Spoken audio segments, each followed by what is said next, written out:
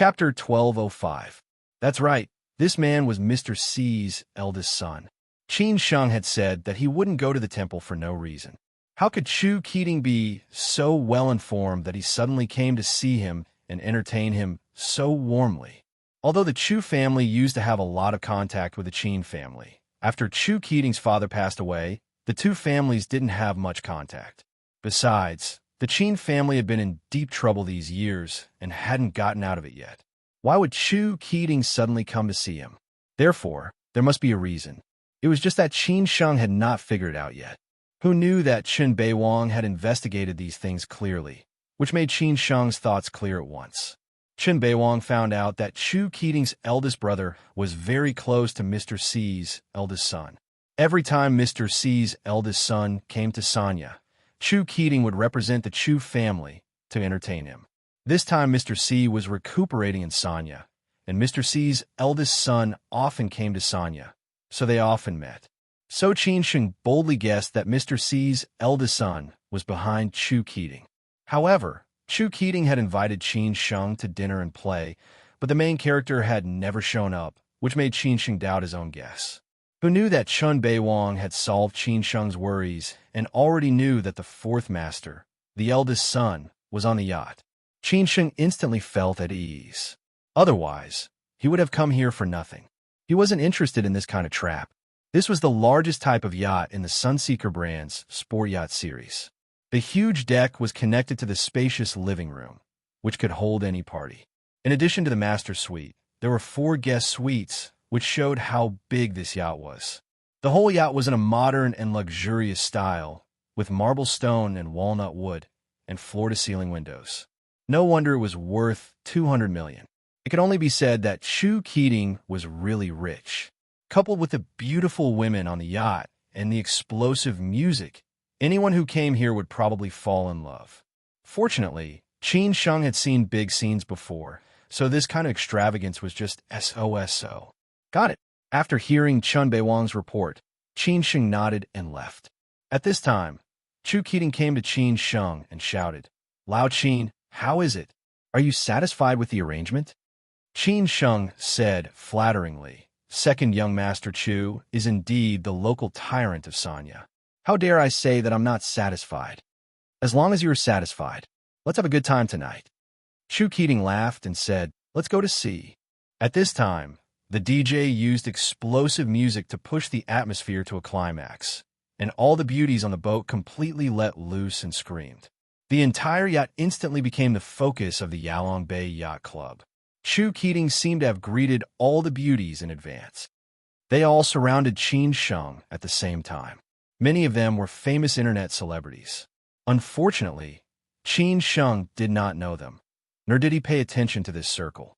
Son, these beauties who often hung out in Sanya had seen a lot of situations and knew a lot of rich playboys. They could tell at a glance who was really a low-key rich and awesome big shot, who was a clown pretending to be a big shot with no money, and who was a rich and high-profile country bumpkin.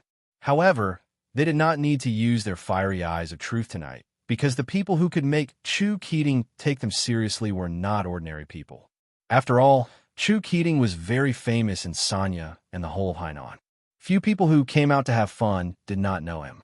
After all, he was the host of parties, and he often booked the 3 biggest nightclubs in Sanya to party. But they did not know whether this young and rich handsome man was unmarried or not. Would they still have a chance? Except for Qin Sheng. Only Chang Baji and Chen Beiwang looked like big shots. The other bodyguards of the Qin family were slightly ordinary. Besides, they maintained their professional habits and rarely interacted with the beauties after they came up. They had been observing the surrounding environment. A female internet celebrity with millions of fans took the initiative to invite Qin Sheng and said, "Handsome, let's have fun together. Don't sit here and drink alone." It was really difficult for Qin Sheng to integrate into their atmosphere. He could only smile and decline politely. "I'm a little dizzy. You guys go ahead and let me rest." Being declined by Qin Sheng, the beauty was somewhat unhappy. After all, she was a big internet celebrity. God knew how many young talents were chasing after her. If it were not for Chu Keating's invitation, she really would not have come out. From time to time, Several beauties came to invite Qin Sheng. Qin Sheng also declined them in the same way. But he had to admit that these beauties were very good-looking. God knew how many people saw them as goddesses. At this time, Qin Sheng could only call Chun Beiwang over and said, "Brother Chun, I'll give you a holiday tonight. You take them to have fun with these beauties. There are not many opportunities like this." "Me?" Chun Beiwang was surprised. Qin Sheng smiled and nodded. Chun Beiwang hurriedly shook his head and said, "Young master, please forgive me. I could drink 1,000 cups without getting drunk. I'm not used to having fun with them. You'll get used to it gradually. Since you can drink 1,000 cups, drink more. I'll find a place to rest for a while. Remember, it's just a task." Qin Sheng arranged without any doubt. After that, Qin Sheng held the wine glass and went to the back of the deck. At this time, Chu Keating happened to come out of the living room. He blocked Qin Sheng's way and said, "Lao Qin, what are you going to do? Let's have fun together." Qin Sheng said with a smile, "You go ahead. I'm a little uncomfortable. I'm going to get some fresh air." Then he directly left, leaving no chance for Chu Keating to ask him to stay. Chu Keating did not say anything this time. He just shook his head and smiled bitterly. Then he integrated into the arms of the beauties. In this life, he was destined to die under a peony.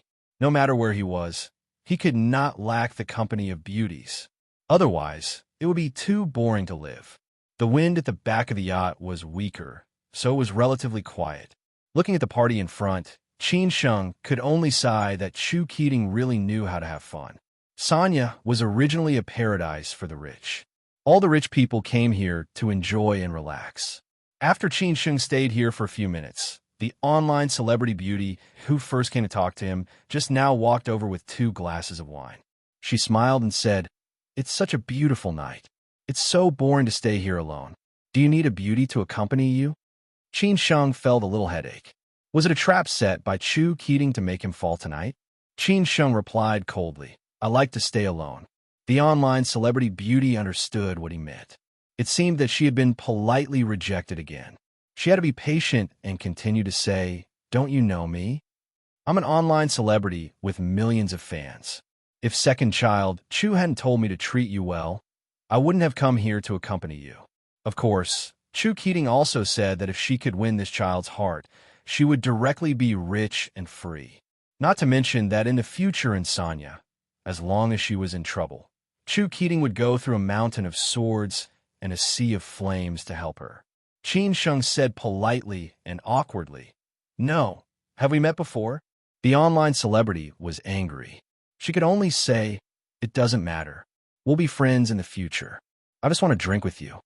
This time, Qin Sheng refused straightforwardly, "Sorry, I'm already drunk. Besides, I'm married and have children. I'm strict with my family. I dare not pick the wildflowers outside. Don't waste your time." This time, Qin Sheng refused straightforwardly. The female online celebrity was really angry. She gnashed her teeth and said, I've never seen a cat that doesn't eat meat. Don't think that I don't know that you've secretly looked at me several times just now. The tricks of rich playboys like you're nothing more than to advance by retreating. Do you want me to take the bait? If you really think so, then dream on." After saying that, the female online celebrity waved her hand and left. After hearing her words, Qin Sheng could not help laughing. It was true that he had looked at her. Who would not look at a beautiful woman? Normal men would do that, but he was really not interested. Were all the beautiful women so self-righteous nowadays? Just when Qin Sheng was speechless, suddenly, a man slowly walked up from below the deck. At the same time, he said half-jokingly, "Qin Sheng, the beautiful woman has taken the initiative to throw herself into your arms. How can you be so calm? I really don't know whether Ru Yu is too strict with you, or you are the contemporary Lu Xiaohui." Hearing this voice and looking up at the uninvited guest, Qin Sheng finally smiled. The look in his eyes was much more interesting than that of the beautiful online celebrity just now. Qin Sheng stood up and said happily, "Brother Chun, you finally showed up." Qin Sheng's words made Brother Chen's eyes change slightly. He chuckled and said, "Were you waiting for me? I've been waiting for you all night," Qin Sheng said bluntly. The smile on Brother Chen's face stopped abruptly. Then he frowned. But it didn't take long for him to laugh out loud. Anyone who saw it would be somewhat puzzled. Chapter 1206. Sincere enough, Chu Keating had been singing for a whole night, and Qin Sheng had also waited for a whole night. Now the man who set up the stage finally showed up. Qin Sheng didn't care whether the online celebrity took the initiative to talk to him or whether the man in front of him tested him on purpose. However, he thought that the man in front of him wouldn't use such a dirty trick. At most, it was Chu Keating who took the initiative to make the decision. Now, Qin Sheng had to figure out what the man in front of him wanted to do. Qin Sheng stood up slowly. He was familiar with this man who was 10 years older than him. Although he had only met him once in Beijing, he had heard a lot of rumors about him from others.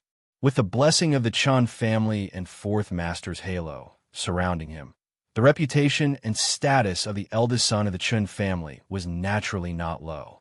However, the eldest son of the Chun family was relatively low-key in comparison.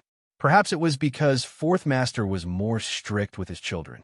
Moreover, he was already in his 40s and had long passed the frivolous stage of youth. Naturally, he had calmed down. Especially now, the Chun family and the Qin family were involved in this storm. How could they dare to be high-profile? At this time, elder brother Chen shook his head and sighed. Qin Sheng, it seems that you already knew that I wanted to see you tonight. Qin Sheng took a sip of wine and smiled. Elder brother Chen, it's not difficult to investigate. Although our family has a relationship with the Chu family, I don't have any relationship with Chu Keating. Why should I give him face? If I didn't know that you have been close to him recently, I wouldn't have the time to fool around here. Elder brother Chen pursed his lips and smiled. I was careless. It seems that the Qin family is quite powerful. Was it really so? At this time, Qin Sheng was already face to face with Chu Keating. He smiled and said, Elder brother Chen, you don't have to go through so much trouble. If you want to see me, just say the word. I have been rejected by the Fourth Master twice. Maybe if you tell him, he will definitely see me. My father is my father, and I am me. They're not the same thing, Elder brother Chen said lightly. Qin Sheng asked thoughtfully, Elder brother Chen, why do you want to see me? The eldest son of the Chen family was not in a hurry.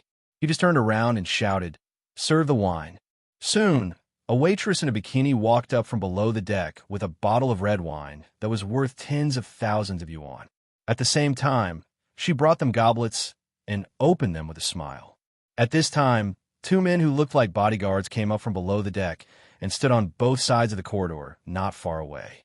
Obviously, they were there to stop the others who wanted to come here. Chang Baji also noticed the situation over here. A few bodyguards of the Qin family came over quickly. However, Qin Sheng did not think that there would be any accidents. He directly waved his hands and signaled them to continue playing. If anything happened, he would ask them to come over. Chang Baji, Chen Beiwang, and the others tactfully left, but they kept an eye on the situation. The eldest brother of the Chun family took the initiative to pour a glass of wine for Qin Sheng. He gently swirled the red wine glass and smelled the faint fragrance of the red wine. Although it was not a famous winery, it was valuable because it was a good vintage. Every time he went out, he would bring a few bottles with him. Shall we have a drink? The eldest brother of the Chun family passed the glass to Qin Sheng. Qin Sheng took the glass and stared at the eldest son of the Chun family, as if he was thinking about something. Most of the elders of the Chun family said jokingly, Don't worry, it's not poisonous. Brother Chun, you are really interesting, Qin Sheng responded. Then he gently clinked his glass with the eldest brother and drank up. After a glass of wine, the eldest brother of the Chun family took the initiative to ask, Qin Sheng, did you come to Sanya to see my father this time? Qin Sheng said honestly, Well, yes, I came to see Fourth Master, but he is not willing to see me, a junior. I really don't know what to do now. My father's temper is like that. He gets more stubborn when he gets older. Tell me, can I help you? Qin Sheng really did not know whether the eldest brother of the Chun family really did not know or he was pretending not to know. However, he still followed the topic and said, Brother Chun, what else can I come here for? Our two families are old friends. No one expected that it would come to this today. However, after all, we do not have too many grievances. So this matter should be solved, right? What do you think? Just for this matter? The eldest brother of the Chun family said with a smile. Qin Sheng asked, Brother Chun, what else do you think it is? That's true. It is just a small matter between our two families. Who knew that it would come to this? But the affairs of the elders are the affairs of the elders.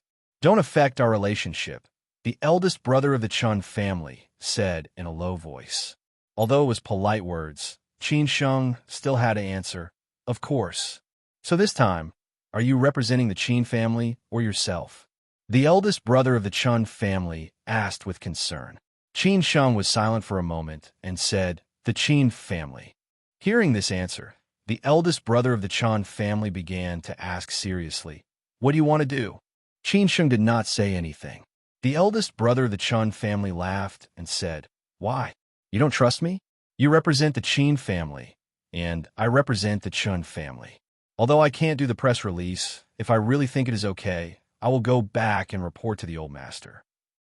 Qin Sheng then continued to say, Brother Chun, we are very clear about the situation of the Chun family now. Fourth Master wants everything to go smoothly. I think it is completely unnecessary. Why do you have to do this? Even if Fourth Master is willing, I don't know if you are willing. The eldest brother of the Chun family said confidently, Qin Sheng, you don't have to test me. Even if you do, I will say something. Sometimes, people just want to fight for justice. The old master has always been like this in his life. Even if we are not willing. So what? Besides, no matter how miserable it is, I think the younger generation of the Chun family can at least eat well and wear warm clothes, right? Qin Sheng did not give in and said directly, Not necessarily. If we really fight to the end, the price that the Chun family will pay is definitely higher than that of the Qin family. Then we will really become enemies. The eldest brother of the Chun family snorted and said, Is the Qin family threatening the Chun family? Qin Sheng laughed and said, Brother Chun, I said it is completely unnecessary. Why do you have to do this? The eldest brother of the Chun family questioned, Then what on earth does the Qin family want? Qin Sheng said slowly, Brother Chun, you must know that Elder Long has died, right? The eldest brother of the Chun family asked tentatively, Did the Qin family do it? Qin Sheng said with a smile, You don't have to care about whether it has anything to do with the Qin family or not. Anyway, the Qin family won in this battle and gained enough benefits. Naturally, they also got something that is not good for the Chun family. This is also the reason why I have the confidence to meet Fourth Master this time. After Qin Sheng finished his words, the eldest brother of the Chun family looked gloomy and kept silent for a while. Qin Sheng continued, Fourth Master just wants to kill my father. It will be better if he can give him a death sentence. But if he really does that, then we can only force Fourth Master to do the same and then hit the Chun family when they are down. Before Qin Sheng finished his words, the eldest brother of the Chun family said angrily, Then you try. Let's try. The worst-case scenario for my father is that he dies and the rest of the Qin family is safe. Fourth Master, have you ever thought about the worst-case scenario?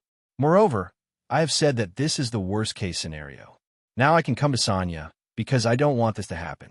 As long as Fourth Master doesn't continue to put pressure on my father, we will not continue to target the Chun family.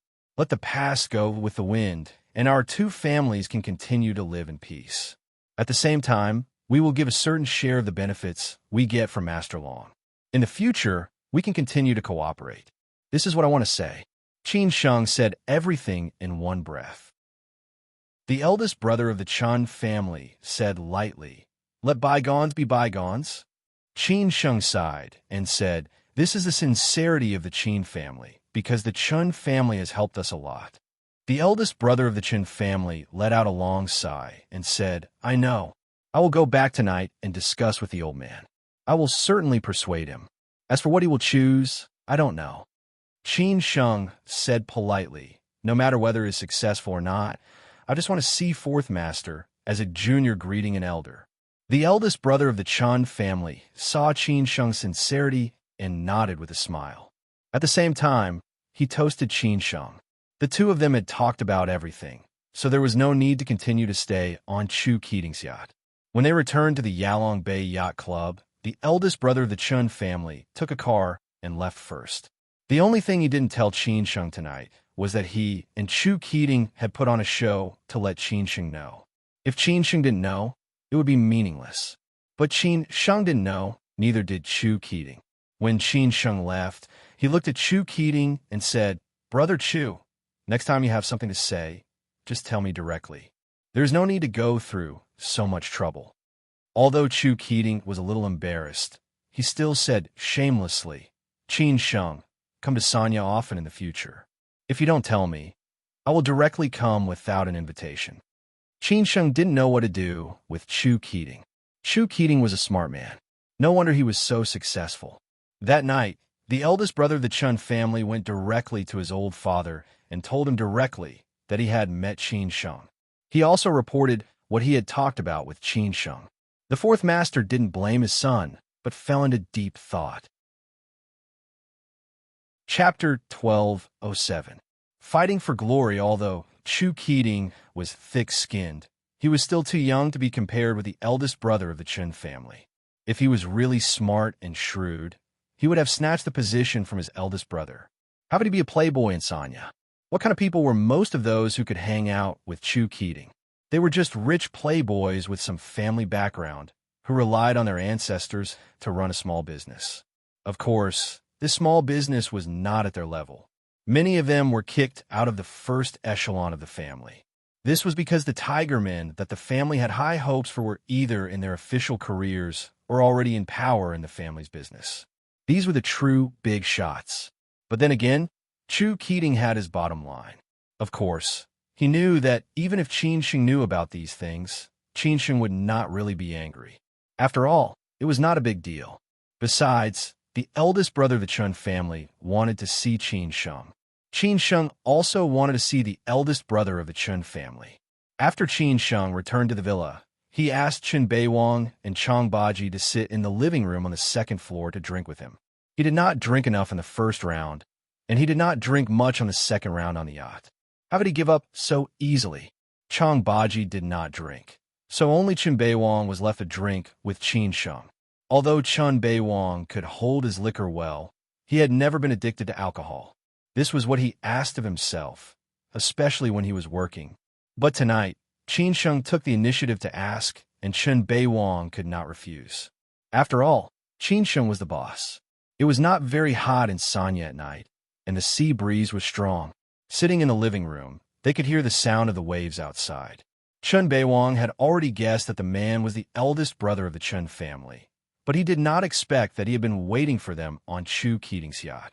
No wonder they did not find any clues. "Brother Chun, what do you think the father and son of the Chun family will talk about tonight? Will the fourth master meet us tomorrow?" Qin Sheng asked casually. Chen Beiwang shook his head. "I don't know. If you really want me to guess, I think it will be very difficult for fourth master to see us. Since he has made up his mind, even the eldest brother of the Chun family may not be able to persuade him. Otherwise, he would not be fourth master." "That's true. I don't have much hope." Qin Sheng chuckled. This was the truth, but he had shown enough sincerity to the Chun family. Chen Beiwang frowned. "Young master, if fourth master still chooses not to see us, should we continue to wait in Sanya?" "Yes, I don't believe it," Qin Sheng said firmly. Picking up a glass of wine, Qin Sheng took a sip. Perhaps it was because he did not manage to do what he wanted, so drinking wine did not taste good. Qin Sheng swirled the wine glass and muttered to himself, "Maybe at this moment, the father and son of the Chun family are also like us, listening to the waves and the sea breeze and talking about this matter." As Qin had guessed, fourth master's house for four, master four and master. Qin, masters, old, four master. Master, for was, four. The eldest son of the Chun family stood respectfully at the side, fearing that his old illness would relapse. "Fourth, Chun," and said. And Qin said fourth, and said, "God see, it, heaven and death." Master C waved his hand and said, "Life, old age, sickness, and death are all up to fate. No one will die, including me." If Qin Sheng had been there, he would have found that the fourth master in front of him was no longer the fourth master he had met before. The fourth master he had met before was full of vigor and did not look like an old man in his 60s or 70s at all. However, the fourth master in front of him had aged a lot in the blink of an eye, just like how Qin Sheng had looked when he had met Elder Long. No one could resist the invasion of time. Over the past few years, the fourth master, who had been mired in a quagmire, had been mentally and physically exhausted. The most direct consequence was that his body had collapsed. The reason why he stayed in Sanya during this period of time was that Sanya's environment was really good for people. On the other hand, Sanya's recuperation environment was much better than other places. Of course, these places were not big cities like Beijing, Shanghai, Guangzhou, and Shenzhen. "Dad, what should we do about this?" The eldest son of the Chen family asked in a low voice. The fourth master raised his head and looked at his son slowly. He chuckled and said, "What do you think we should do? What do you want to do?" If it had been in the past, the eldest son of the Chen family would not have refuted any of the old master's words. However, it was different now. He had no choice but to face it. The eldest son of the Chen family said honestly, "Dad, I think you and the Qin family have been fighting for several years. It's not necessary to continue. We used to have a good relationship. Now that we are at loggerheads, more people will laugh at us." The fourth master played with the jade handle in his hand and snorted. "You think it's a joke? Even if it's a joke, we have seen it for 3 or 4 years. I'm tired of it." The eldest son of the Chun family knew that his old master had a bad temper, especially when he was old and stubborn. It was not appropriate for him to say anything more. The fourth master did not continue to reprimand his son. He closed his eyes and rested quietly. After a long time, the fourth master asked, "Do you all think I should reconcile with the Qin family?" The eldest son of the Chun family hesitated for a moment and said, "Dad, do you want me to tell you the truth? If you don't tell me the truth, why did you come to Sanya?" The fourth master said angrily. The eldest son of the Chun family plucked up his courage and said, "Dad, I'll tell you the truth. I don't think it's necessary. You've done it. Uncle Qin has been in prison for several years. Our family has paid the price. Now it's time to reconcile." "What if I don't reconcile?" the fourth master asked. The eldest son of the Chun family gritted his teeth and said, "I think the Qin family is sincere since Qin Sheng came to Sanya this time. They don't want us to continue to be like this. If you continue to be so stubborn, Master Qin will be sentenced to a few more years. Our family will continue to pay the price. The worst result will be the same as Master Long," the fourth master sneered. "Do you mean I have to die? What do you think of the Qin family? This chapter is not over. Please turn the page. Do you have the guts? Or do you want me to die?" The eldest son of the Chun family was shocked and said, "Dad, that's not what I meant." The fourth master was a little angry. It was he who chose to fall out with us. Wasn't it the best choice to leave earlier? How could it end up like this? And we wouldn't be in such a mess now. Do you regret it now? Do you know that you might not be able to get out? That's why you chose to come here and bow your head. Dad, I don't think the Qin family is bowing their head. Even if the two families reconcile, do you think Master Qin will be able to get out so easily? If you really push the Qin family into a corner, they still have the Zhu family behind them. Do you really want to become enemies? My uncle and uncle have already advised you. Even if you don't do it for yourself, you have to think about us." The eldest son of the Chun family was desperate in the end. He didn't dare to say these words before.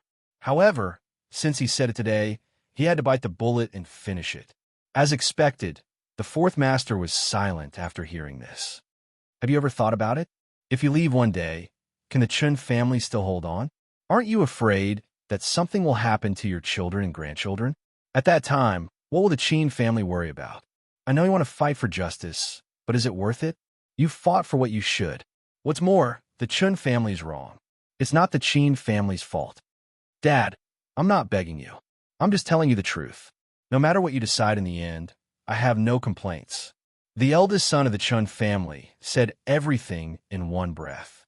The eldest son of the Chun family, who was very proud in front of outsiders, was very respectful in front of his father at this moment. In the past, he never cared about the family affairs, let alone his father's affairs, because he knew his father's temper. But now, he couldn't care less. After the eldest son of the Chun family finished speaking, the fourth master didn't say anything else. He just looked at the dark sea quietly, as if he had found his home. After a long time, the fourth master let out a long sigh of relief, as if he had let go of the anger of the previous half of his life. At this moment, the eldest son of the Chun family also felt that his father had aged a lot in an instant. He felt a little distressed and worried. At this time, the fourth master waved his hand and said, "I got it. Leave me alone." The eldest son of the Chun family didn't say anything and left the balcony obediently. The fourth master just looked at the sea and fell asleep in the end until the nanny came in and pushed him back in a hurry. The next day, Qin Sheng still didn't get any response from the Qin family. However, he didn't believe it. As long as the fourth master didn't want to see him, he would come and wait every day until the fourth master came to see him. When he arrived at the gate of the fourth master's villa, compared with the previous 2 times, the gate of the villa was open this time. The eldest son of the Chun family had been waiting for a long time. When he saw Qin Sheng, he directly shouted, "Come in, my dad is waiting for you." Qin Sheng was stunned for a moment, obviously a little surprised. However, after coming to himself, he walked into the villa slowly. End of this chapter. Chapter 1208. Mission accomplished. The fourth master was stubborn, which was well known in Sijio City. He had been like this since he was young, and no one could change it. Therefore, Qin Sheng did not think that even if he had a heart-to-heart talk with the first master of the Qin family, he would be able to persuade his old father. After all, nobody could change the decision made by the fourth master. However, he did not expect that he would be so lucky this time. The first master of the Chun family actually persuaded his father, and the fourth master finally chose to see Qin Sheng. How could Qin Sheng not be surprised? However, the fourth master choosing to see Qin Sheng did not mean that the Qin family and the Chun family could reconcile, so Qin Sheng could not be happy too early. Based on his understanding of the fourth master, it would not be so easy. Although the fourth master lived in a villa, it was not so luxurious. On the contrary, it was very simple and clean. There are all kinds of flowers and plants in the yard. Compared with the environment of Sijio City, Sanya was more suitable to grow these things. Qin Sheng followed the first master of the Chun family and walked in slowly. He said half-jokingly, "Brother Chun, it seems that you are more important in front of the fourth master." The first master of the Chun family smiled bitterly and said, "What do I mean? Maybe the old man wanted to see you long ago, but he just wanted to save face. I'm just a way for him to step down." Qin Sheng felt that this was a little interesting. He said respectfully, "Brother Chun, you are too polite, but I don't know what the old man will decide. You have to work hard. I hope that our 2 families can reconcile and we can walk together like before." The first master of the Chun family said sincerely. Qin Sheng also said sincerely, "Brother Chun, the relationship between our fathers is different. As long as this matter is over, we can do whatever we want." "That is true." The first master of the Chun family nodded silently. Soon, they walked into the villa. The place where the fourth master lived was very lively. There were all kinds of daily necessities everywhere, and the 2 cats he used to raise were wandering around. The first master of the Chun family stretched out his hand and said, "My father is waiting for you on the balcony on the 2nd floor. You could go up by yourself. I will not disturb you." Qin Sheng smiled and nodded. Then he walked up to the 2nd floor seriously. A black and white cat followed Qin Sheng upstairs. After going upstairs, it meowed a few times, as if it was telling its owner that a stranger had come up. Then, it jumped onto a Buddha head placed in the living room on the 2nd floor, looking very natural. Last night, the sea breeze was strong, and in the second half of the night, there was an abnormal rainstorm. Today's weather was exceptionally warm and sunny, and the air was not as stuffy as it used to be. Coupled with the gentle breeze, it was indeed suitable to look at the sea and enjoy the scenery. Compared to the simplicity of the 1st floor, the 2nd floor was filled with more collectibles, most of which were made up of various stones. This was just a small hobby of the fourth master. Qin Sheng slowly walked to the back of the fourth master and greeted him in a low voice. "Fourth master, you finally see me." Master C didn't turn around. He just waved his hand and said, "Sit." There were 2 chairs on the balcony, and tea on the table.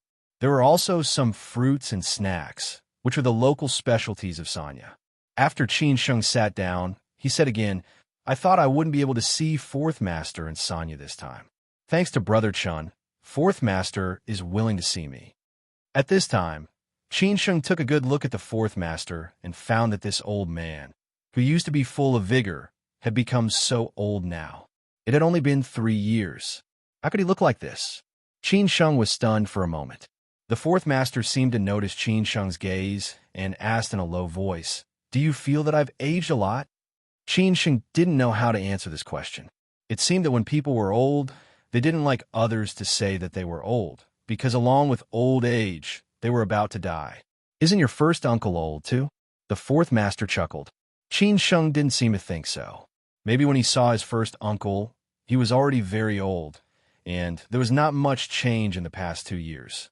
"Have you come back to see your father?" The Fourth Master frowned and asked. Qin Sheng shook his head and said, "No, he said that he wouldn't let me see him." Hearing Qin Sheng's answer, the Fourth Master shook his head and smiled bitterly. "Why not? If you really want to see him, why can't you see him? We are all companions who grew up together. He won't be so disrespectful. Besides, with the relationship between your first uncle and him, he won't stop you from seeing him." The Fourth Master's words made Qin Sheng fall into deep thought. It seemed that in the beginning, when he just came back, his first uncle had arranged for him to see the old master. Later, when he wanted to see him, he said that the procedure had come to an end and he wouldn't let him see him at this time. When Qin Sheng was confused, the Fourth Master explained slowly, "I guess it's because your father doesn't want you to see him. It's to protect you. Or maybe he doesn't want you to see his old look, which is the most unbearable." Qin Sheng fell into deep silence and felt a little regretful at the same time. At this time, he understood.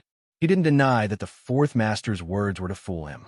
It seemed that from the moment he entered the door, the Fourth Master had taken the initiative, but Qin Sheng didn't notice it. He was still too young in front of the Fourth Master. After all, not everyone was a match for the Fourth Master. The Fourth Master's opponents were only the times and time. Or maybe, as a junior, he didn't have the confidence to take the initiative. "I know him better than anyone else. Otherwise, how could we have been together for so many years?" The Fourth Master muttered to himself, "We are all old. In the blink of an eye, so many years have passed. Flowers will bloom again, but people will never be young again." Yes, people would have the same feeling when they were old. At this time, Qin Sheng said, "Fourth Master, you and my father have known each other for most of our lives. It's really unnecessary to make things like this." "Okay, I know what you want to say. Last night, Big Brother told me what you want to say. You don't have to say these words." The Fourth Master directly waved his hand to stop him. Qin Sheng frowned. The Fourth Master was really stubborn. He braced himself and said, "Fourth Master, what do you mean? You guys, do you really think I'm stubborn? Of course, some things are because of my pressure, but some things have long been beyond my ability. Even if I continue to pressure now, your father may not be able to come out easily. Both your father and I realized what we did wrong in the end," the Fourth Master explained slowly. Qin Sheng was shocked, but he obviously didn't understand.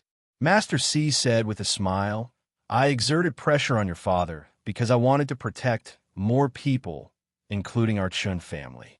Now I think we should do what we should do. I won't fight for it." Master C said with a smile. "So you agree?" The more Qin Sheng listened, the more confused he became. The Fourth Master laughed at himself and said, "What can I do if I don't agree? I can't completely fall out with your family, can I? It's not that I can't fight against you, but I'm a little tired of these things. I've lived like a dog for most of my life. I'm old and serious about some things, but I didn't expect to cause trouble for many people in the country. Even if I die, I can't face my parents who have sacrificed so much for the country." Listening to the Fourth Master's words, Qin Sheng felt that the Fourth Master made such a decision in order to protect the Qin family. He was afraid that the Qin family would fall out with the Qin family, but he felt that it was not the case, and there seemed to be other reasons. "Qin Sheng, after going back to Beijing, go see your father and tell your first uncle not to make trouble anymore. If the Qin family wants to be safe, don't make trouble anymore." The Fourth Master chuckled. Qin Sheng wanted to say something, but stopped on second thought. Fourth Master. The fourth master looked at the boundless sea and said, I didn't understand a lot of things until last night, but I don't know if your father has thought it through. Qin Sheng felt that it was hard for him to understand what the fourth master said today, and he didn't know whether the fourth master had agreed or not. It seemed that he had agreed, but it also seemed that he had not. It seems that we don't have a chance to drink anymore. The fourth master let out a long sigh, and then directly waved his hand, indicating that Qin Sheng could leave. Qin Sheng stood up and left with a confused look. When he was about to go downstairs, he saw the back of the fourth master was very lonely, as if he had aged a lot. Qin Sheng let out a long sigh. He thought about what the fourth master had said just now, and he should have agreed. Otherwise, why did he want to see him? But he didn't quite understand these words. Qin Sheng shook his head. It seemed that he had to report to his first uncle and Uncle Gong's son before he could completely understand. But no matter what, he had met the fourth master today, and the task of this trip was considered completed. Chapter 1209. Qin Sheng's arrangement. Although this trip was full of twists and turns, the ending was still satisfactory. Fourth Master did not let Qin Sheng return empty-handed.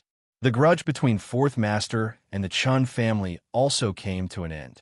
However, it was probably impossible for Fourth Master and Qin Chang'an to go back to their previous relationship, because no matter whether it was Fourth Master or Qin Chang'an, their faces were more important than anything else. However, the juniors would not stop contacting each other because of their father's affairs. After all, the seniors' affairs were the seniors' affairs, and the juniors' affairs were the juniors' affairs. However, Qin Sheng did not understand a lot of what Master C had said. It was not that what he had said was too profound, but the other meanings in his words were hard to fathom. After Qin Sheng went downstairs, the oldest brother of the Chun family was smoking and waiting for him in the living room. He did not know how Qin Sheng and the old master would talk. He did not want the two families to stop contacting each other, but the final decision was still in the hands of the old master. The old master's authority was not something they could challenge. However, he could not hear what they were talking about, so he could only smoke and wait here. When he saw Qin Sheng go downstairs, the oldest brother of the Chun family walked over quickly and asked, Qin Sheng, how was it? Qin Sheng could see that the oldest brother of the Chun family cared about him very much. He said sincerely, Brother Chun, thank you. I owe you one. Hearing Qin Sheng's words, the oldest brother of the Chun family guessed the result. It seemed that Qin Sheng and the old master had a good talk. Even if they did not reconcile, it should be close. After calming down, the oldest brother of the Chun family asked, When are you leaving? Qin Sheng thought about it. This matter was over, and he would not waste time in Sanya. After seeing Master C, I have nothing to do in Sanya. I will leave in the afternoon, Qin Sheng said honestly. The oldest brother of the Chun family said with pity, It seems that I can only go back to Beijing to drink with you. Brother Chun, we have many opportunities. In the future, you can call me at any time. At that time, you have to come to my wedding, Qin Sheng said with a smile. The oldest brother of the Chun family laughed and said, Of course. Qin Sheng said sensibly, Then I will leave first. I will not disturb you. The oldest brother of the Chun family looked upstairs and said, I will go to see the old master first. I will not see you off. Both parties smiled and nodded at each other before parting ways. The oldest son of the Chun family slowly went upstairs and saw that the old man was still sitting on the balcony, looking at the sea. He really didn't know why the old man liked the sea so much. Most of the year, he was either in Beijing or Sanya. Just like how Qin Sheng saw the old master before he left, the old master, who was completely relieved, looked very old and lonely.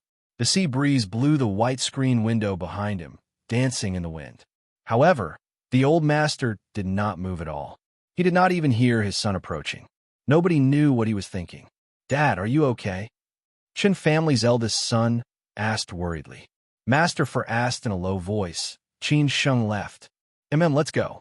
The fourth master ordered again. If you have nothing else to do, go back to Beijing. You don't have to stay here with me. What can happen to me? And you're not going back? Chun family's eldest brother frowned. Fourth master shook his head and said, I'll stay here for a while.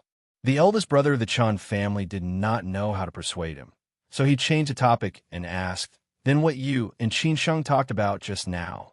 That's it then? I'm tired. Fourth master directly cut off his son's inquiry and waved his hand, gesturing for him to leave. The eldest of the Chun clan sighed and slowly left.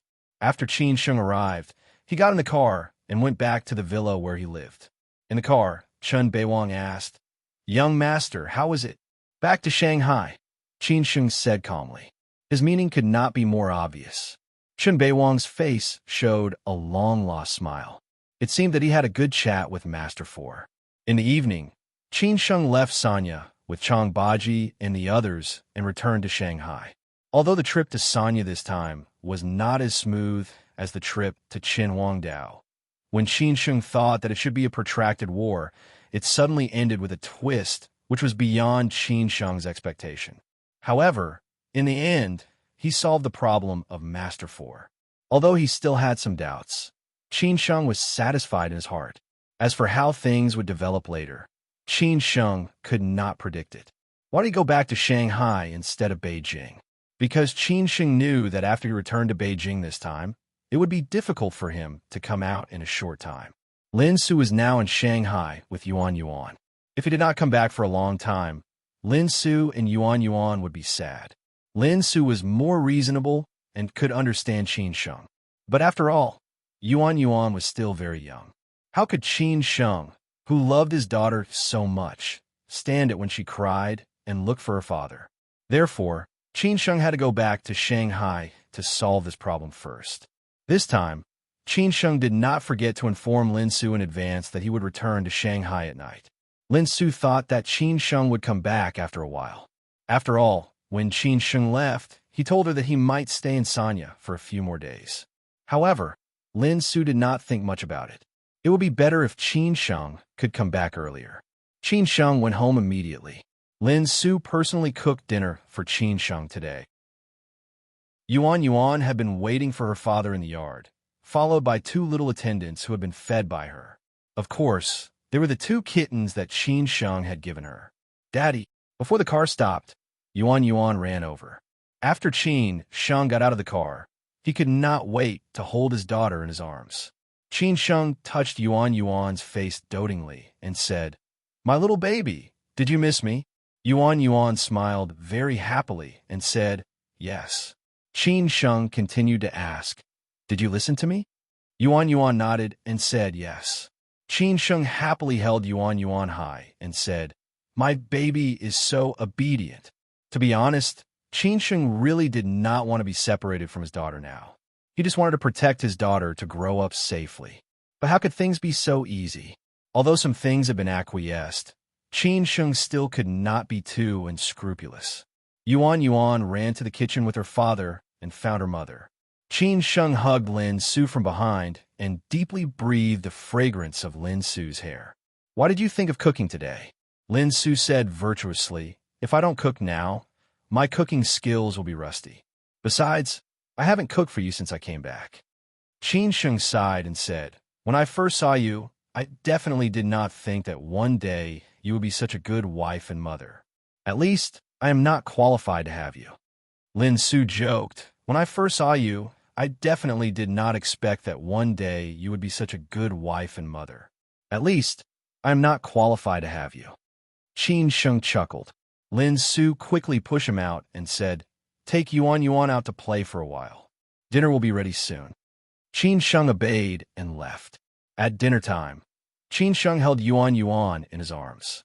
He fed her dotingly and said to Lin Su, I may go back to Beijing tomorrow. Lin Su stopped eating abruptly, and the smile on her face gradually disappeared. Obviously, she knew what he meant. That was, he could not accompany her and her daughter anymore. After returning to Beijing this time, it would be difficult for him to leave in a short period of time. So sudden, Lin Su asked in a low voice without raising her head to look at him. Qin Sheng explained, I've settled the matter in Sanya. When I go back, I need to deal with the matter in Beijing. The matter concerning the old man will come to an end soon. Lin Su didn't know what to say, so she just replied. Qin Sheng thought for a while and made arrangements. You stay in Shanghai with Yuan for a while. When you're almost done, go back to Los Angeles. When I am done with my work, I will go to Los Angeles to accompany you for a while. This was Qin Sheng's arrangement for Lin Su and Yuan. Although he was a little reluctant, this was also the best arrangement. I got it, Lin Su said dejectedly. How she wished that he could spend more time with her and Yuan. After all, they had been separated for so long. Qin Sheng smiled bitterly as he said, I'm sorry for making you and Yuan feel wronged. No, Lin Su shook her head. She had known some things for a long time. That was, Qin Sheng and Song Ryu were going to get married. This matter had been delayed for 3 years because of Qin Sheng's disappearance. Now that Qin Sheng was back, there should be a result. After all, this was something that everyone was looking forward to. Therefore, if she and Yuan stayed in China, it might cause Qin Sheng trouble.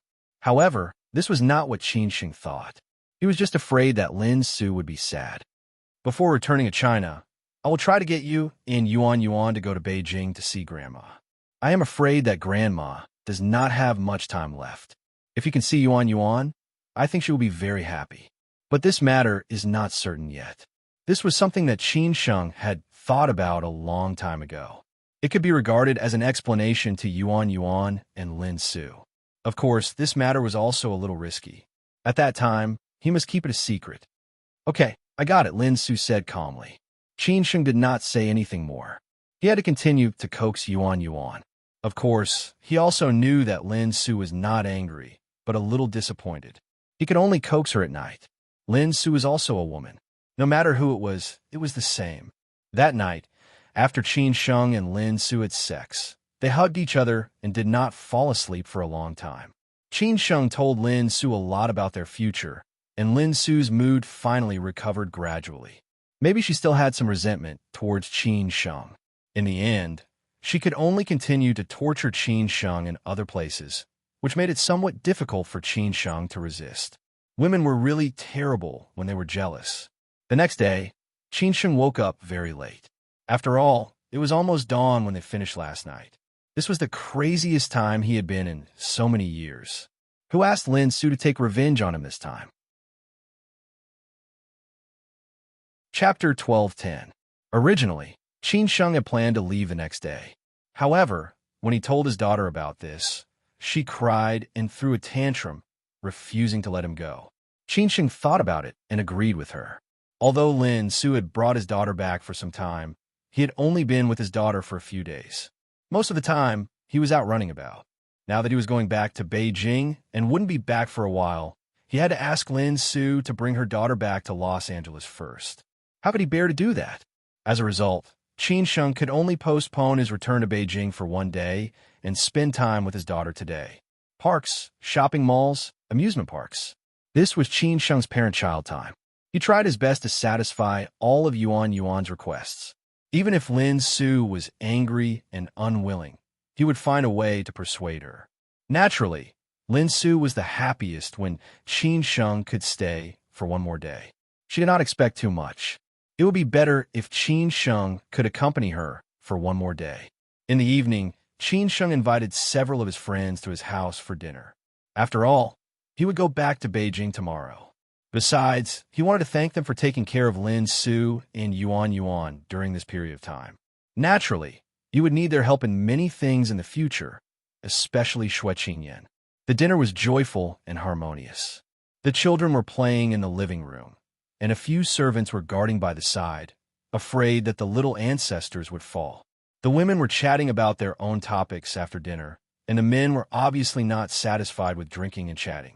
It was the most uncomfortable to drink and not be able to drink, let alone with friends. I heard that you want Lin Su and Yuan to go back to Los Angeles. Xiaoding couldn't help but ask. He had only heard about this from Lin Su in the afternoon. Qin Sheng found it funny as he said, "You guys are quite well informed." Zhu Jiao also came over to eat and drank a lot during the meal. He asked confusedly, "Cousin, why did you ask my sister-in-law to bring her little niece back to America?" He just said, Yuan is still used to the living environment in the United States. I will let her go back to China after a few years. I will also go to the United States to accompany them after I finish my work. Otherwise, if Yuan can't see me in China, she will definitely cry. No one could do anything about it. Are you willing to do that? Xia Ding frowned. Qin Sheng sighed and said, what can I do even if I don't want to? Xia Ding did not ask further. Of course, he knew Qin Sheng's concerns. It was just that he did not think as far ahead as Qin Sheng. At this time, Qin Sheng looked at Zhu Jiao and asked, Jiao, do you think Grandma will be happy to see Yuan? Zhu Jiao said without thinking, of course. Grandma likes kids the most. Besides, who doesn't like our Yuan? Qin, she will be. Qin said. After Zhu Jiao finished speaking, Hao Lei and Xia Ding looked at him at the same time and then turned to look at Qin Sheng. They seemed to feel that this idea was a bit wild. Zhu Qin.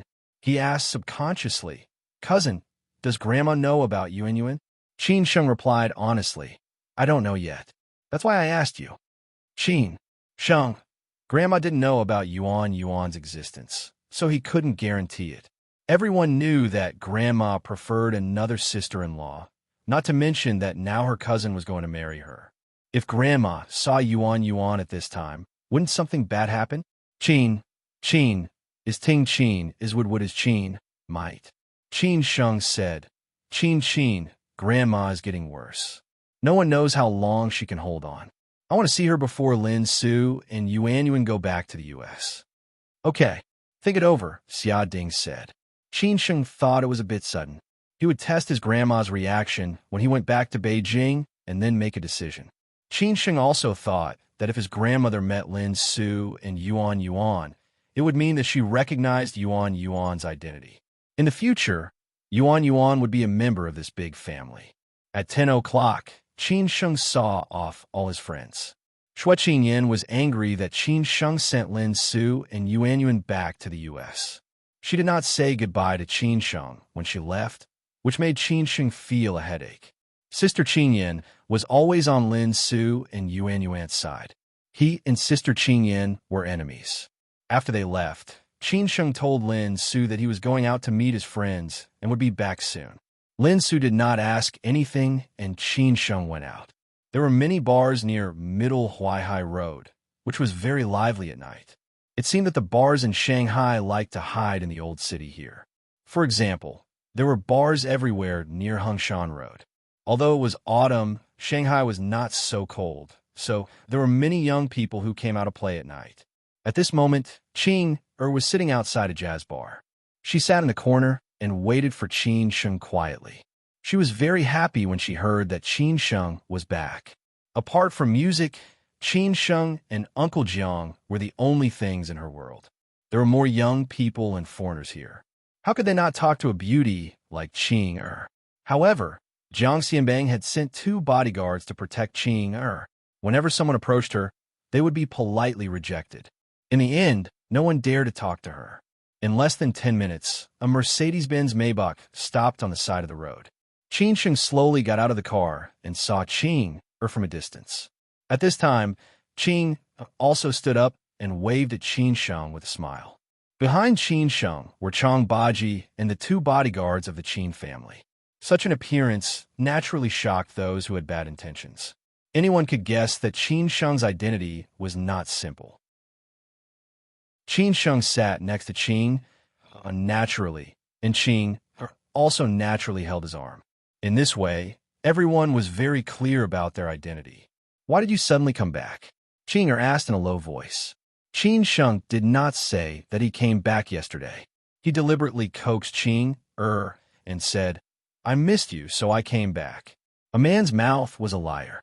But no matter who said this, women would like whatever the person she liked said. It was the same for Qing. She could not hide her happiness and said, Yes, I missed you too, but I'm going back to Beijing tomorrow. I have some things to deal with at home. I can't accompany you in Shanghai. Qin Sheng said with some embarrassment.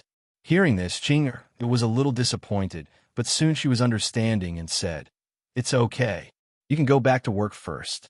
When you're not busy, you can accompany me. Qin Sheng felt a little guilty. Qing was always thinking about him. He hugged Qing tightly and smiled.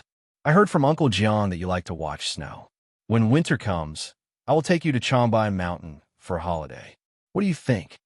Hearing this, Qing was very happy and nodded her head. At this time, the waiter came and Qin Sheng asked casually, "Do you want to drink some wine?" Qing almost seldom drank, whether outside or at home. But when Qin Sheng wanted a drink, she replied, "If you want a drink, I will accompany you." Qin Sheng ordered some wine casually and just held Qing in his arms, chatting and drinking. When there were not many people in the bar, Qing who was a little drunk, took the initiative to sing an English song for Qin Sheng. Although Qin Sheng had never heard this song, Qing's voice was like the sound of nature, which made the audience exclaim. At this time, Qin Sheng realized that Qing's singing was better. If Qing became a star, with her qualifications, she would become famous in an instant. Unfortunately, Qing was a light person and never liked these things. When he left Shanghai the next day, Qin Sheng slept all the way to Beijing. When he woke up, he still thought of his daughter's pitiful and reluctant look, which almost broke his heart. After returning to Beijing, Qin Sheng went directly to the hospital to see his grandmother. This was what he had promised his sister yesterday. This time, he had been away for a long time and did not find time to see his grandmother. His grandmother had nagged him several times and even called him once. When Qin Sheng arrived at the hospital, he was a little surprised that not only his sister was in the ward, but also his small aunt, uncle-in-law, and aunt. The atmosphere was a little depressing. Before Qin Sheng could say hello to the elders, he was directly pulled into the corridor by his sister. He subconsciously guessed something, so he asked directly, "Sister, is Grandma's body?" Qin Ran's eyes were a little red. Obviously, she had cried secretly. She tried to be calm and said, "Qin Sheng, the doctor said Grandma's body may not last long, at most until the end of the year, so although a lot of things had been expected, it was a little hard for Qin Sheng to accept the sudden news." Qin Sheng suppressed his sadness and asked, "So what?" Qin Ran said slowly, "So Small Aunt and others want you and Ryu to get married in advance. They are afraid that if it is delayed for too long, Grandma will not be able to last until the day. This is Grandma's last concern. Don't let her have any regrets." The wedding date was advanced. Qin Sheng had thought it was something else, but it did not occur to him that it was just the wedding date, which made him feel relieved. He and Song Ryu were going to get married in a period of time. Now Grandma's body was deteriorating rapidly. It was reasonable to advance the wedding date in order to let Grandma be in time for their wedding. Therefore, Qin Sheng had no reason to refuse, nor would he refuse. However, Qin Sheng felt a little sad at the thought of Grandma's situation. From then on, he would lose another family member who loved him the most. Chapter 12:11. What went wrong? Maybe it was because her grandmother's condition worsened again, which made her a little depressed. So she was more serious when she talked about it, which made Qin Sheng think it was something else. His grandmother was so old, and Qin Sheng had expected this day. After all, it was human nature to grow old and die. But it was still hard for him to accept it when he had to face it. It was the same for everyone and every family. The other members of the Zhu family felt the same as Qin Ran and Qin Sheng. After all, they were their loved ones, and now they were dying. How could they not be sad? "Sister, I'll talk to Ryu about it. Let's take care of our grandmother first," Qin Sheng said in a low voice. Qin Ran patted Qin Sheng's shoulder and said, "I've talked to my family. As long as Ryu is okay, the two families will discuss a suitable date in 2 days." Of course, Song Ryu was okay. Everyone was looking forward to it, and it would happen sooner or later. Now that the old lady was in such a condition, how could Song Ryu, who was so sensible, refuse? However, out of politeness, the Qin family and the Zhu family asked Qin Sheng to talk to Song Ryu. This was the rule. At this time, the 3 elders of the Zhu family came out of the ward. Qin Sheng greeted his small aunt, youngest uncle, and aunt in a hurry. He was always well-behaved in front of the elders. Zhu Changshan patted Qin Sheng's shoulder and said, "Your small aunt will talk to you about your grandmother's condition. I have 2 meetings in the afternoon, so I have to go." His uncle was a busy man. Qin Sheng hadn't seen him many times since he came back, let alone talk to him deeply. So it was quite unexpected for him to see his uncle today. But if something really happened, his uncle would stand up for him. "Did your sister tell you?" Zhu Qingwen took Qin Sheng's arm and sat down. She never hid her love for Qin Sheng. Qin Sheng said with a serious face, "Got it. Your grandmother is at this age. How many people can live to her age? She knows better than us, so she doesn't want us to be too sad," Zhu Qingwen said calmly, trying to ease Qin Sheng's mood. Wu Yajun also agreed and said, "What your small aunt said is right. Your grandmother doesn't want you to be sad. Life, old age, illness, and death will come one day. Your grandfather has been gone for so many years. Your grandmother feels that she is very satisfied to be alive now." Zhu Qingwen said slowly, "Yes, your grandmother has experienced everything in her life. Now the only thing she wants to see is your wedding with Ruyu. So after we discussed it, we let you and Ruyu get married in advance. We also discussed it with your uncle, aunt, and the elders of the Song family. They all said that as long as you don't have any objections." Qin Sheng replied without thinking, "Small aunt, we have no objection. We also hope that Grandma can witness our happiness. It's not up to you to decide. You should ask Ruyu, understand?" Zhu Qingwen kindly reminded Song Ruyu out of respect. Qin Sheng nodded silently and said, "Andy, I know. Okay, your grandmother is waiting for you inside. Go and accompany her." Zhu Qingwen patted Qin Sheng's hand and said. At this time, Qin Sheng walked into the ward alone. The doctor and the nurse were telling the old lady what to pay attention to, and so on. After seeing Qin Sheng coming in, they said goodbye and left. Both the doctor and the nurse were very familiar with the Zhu family. After all, they came back every few days, and someone would accompany the old lady almost every day. The old lady, who was leaning against the bed, said happily when she saw Qin Sheng coming in, "My grandson is back." Qin Sheng quickly walked to the old lady's bed and said, "Grandma, I'm back. I dreamed of you last night and thought that you would come back today. Before I could ask your sister, you came," the old lady said with a kind smile. It was as if every wrinkle on her face was smiling, and every wrinkle was filled with love for Qin Sheng. Qin Sheng nodded. Qin Sheng chatted with the old lady and said, "Grandma, what did you dream of?" "I dreamed of you. You gave birth to a very lovely and beautiful daughter, who was as mischievous as you were when you were a child. Then you came to see me with the little girl.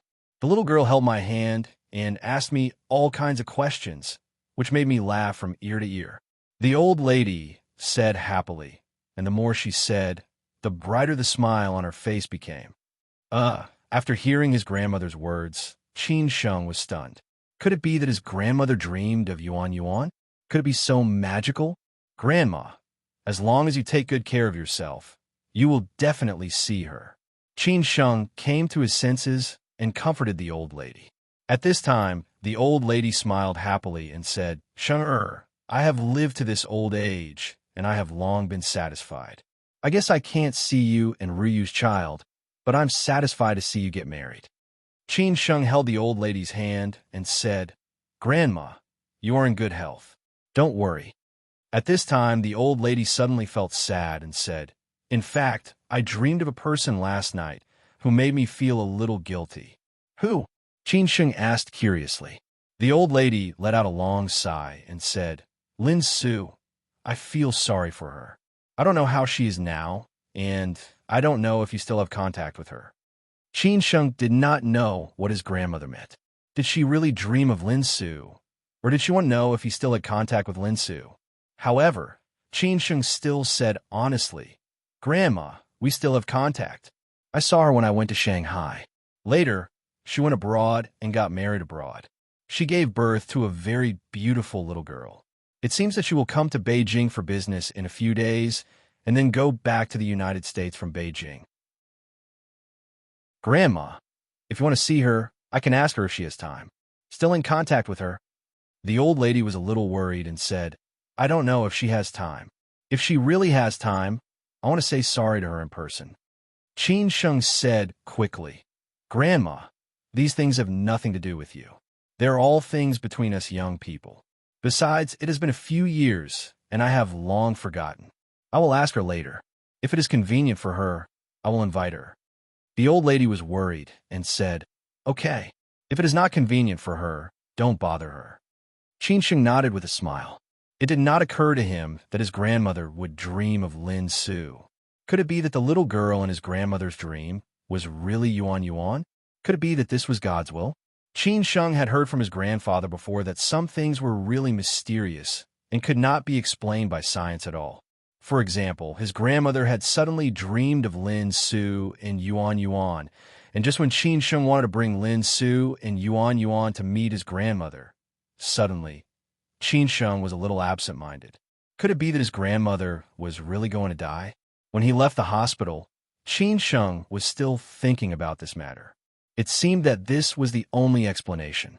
Otherwise, how could his grandmother suddenly dream of Lin Su and Yuan Yuan? Now Qin Sheng had no doubt that the person in his grandmother's dream was definitely Yuan Yuan.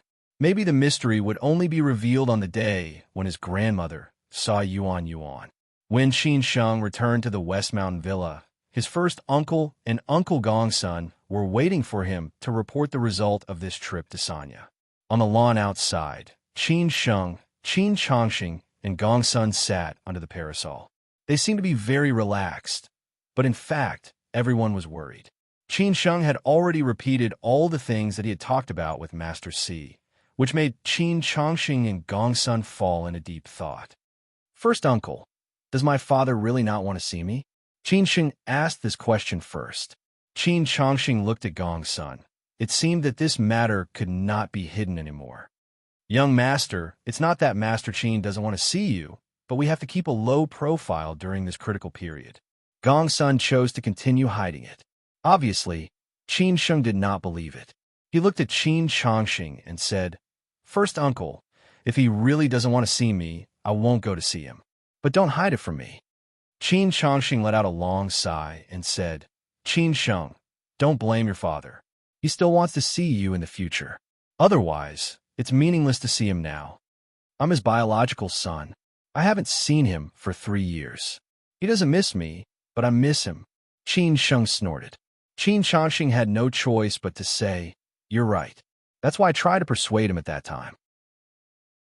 But he was stubborn, so I couldn't do anything about it. If you want to see him, you can see him at any time. But if he doesn't want to see you, it's useless for you to see him. This was the truth. Qin Sheng was not sure whether the old man was willing to see him or not. He just wanted to try later. At this time, Qin Sheng changed the topic and said, First uncle, Uncle Gongsun, let's talk about what Master Si meant. What do you think? This was what Qin Sheng had not figured out since he left Sanya. Qin Changxing looked at Gongsun and said, Gongsun, what do you think? These years, you have been in contact with Lao Si more often. Gongsun said thoughtfully, I think something is wrong. According to what Master Si said, even if he reconciled with the Qin family, even if he didn't put pressure on Master Qin's ending would not be what we expected. At this time, Qin Changxing echoed, I also think something is wrong. Could it be that we miscalculated? The atmosphere suddenly became tense, which made Qin Sheng feel that something was wrong. Chapter 12:12. When Qin Sheng was in Sanya, he had the same feeling after talking with Fourth Master. Today, when he talked with Qin Changxing and Uncle Gongsun about this, he still had the same feeling, and it was obvious that they also felt something was wrong. Qin Sheng was lost in thought. Did the Qin family really miscalculate? No matter what, as long as Lao Si stops pressuring Chong, and the pressure on Chong and won't be that great, we'll handle the rest of the things. Even if there are other schemes, they will eventually surface, Qin Changxing said. Although he had the ability to strategize, he had been cultivating in the deep mountains and forests all these years. There were some aspects of the overall situation that he still couldn't see clearly. Even though he had learned a lot in the 3 years since he came back, the times had changed.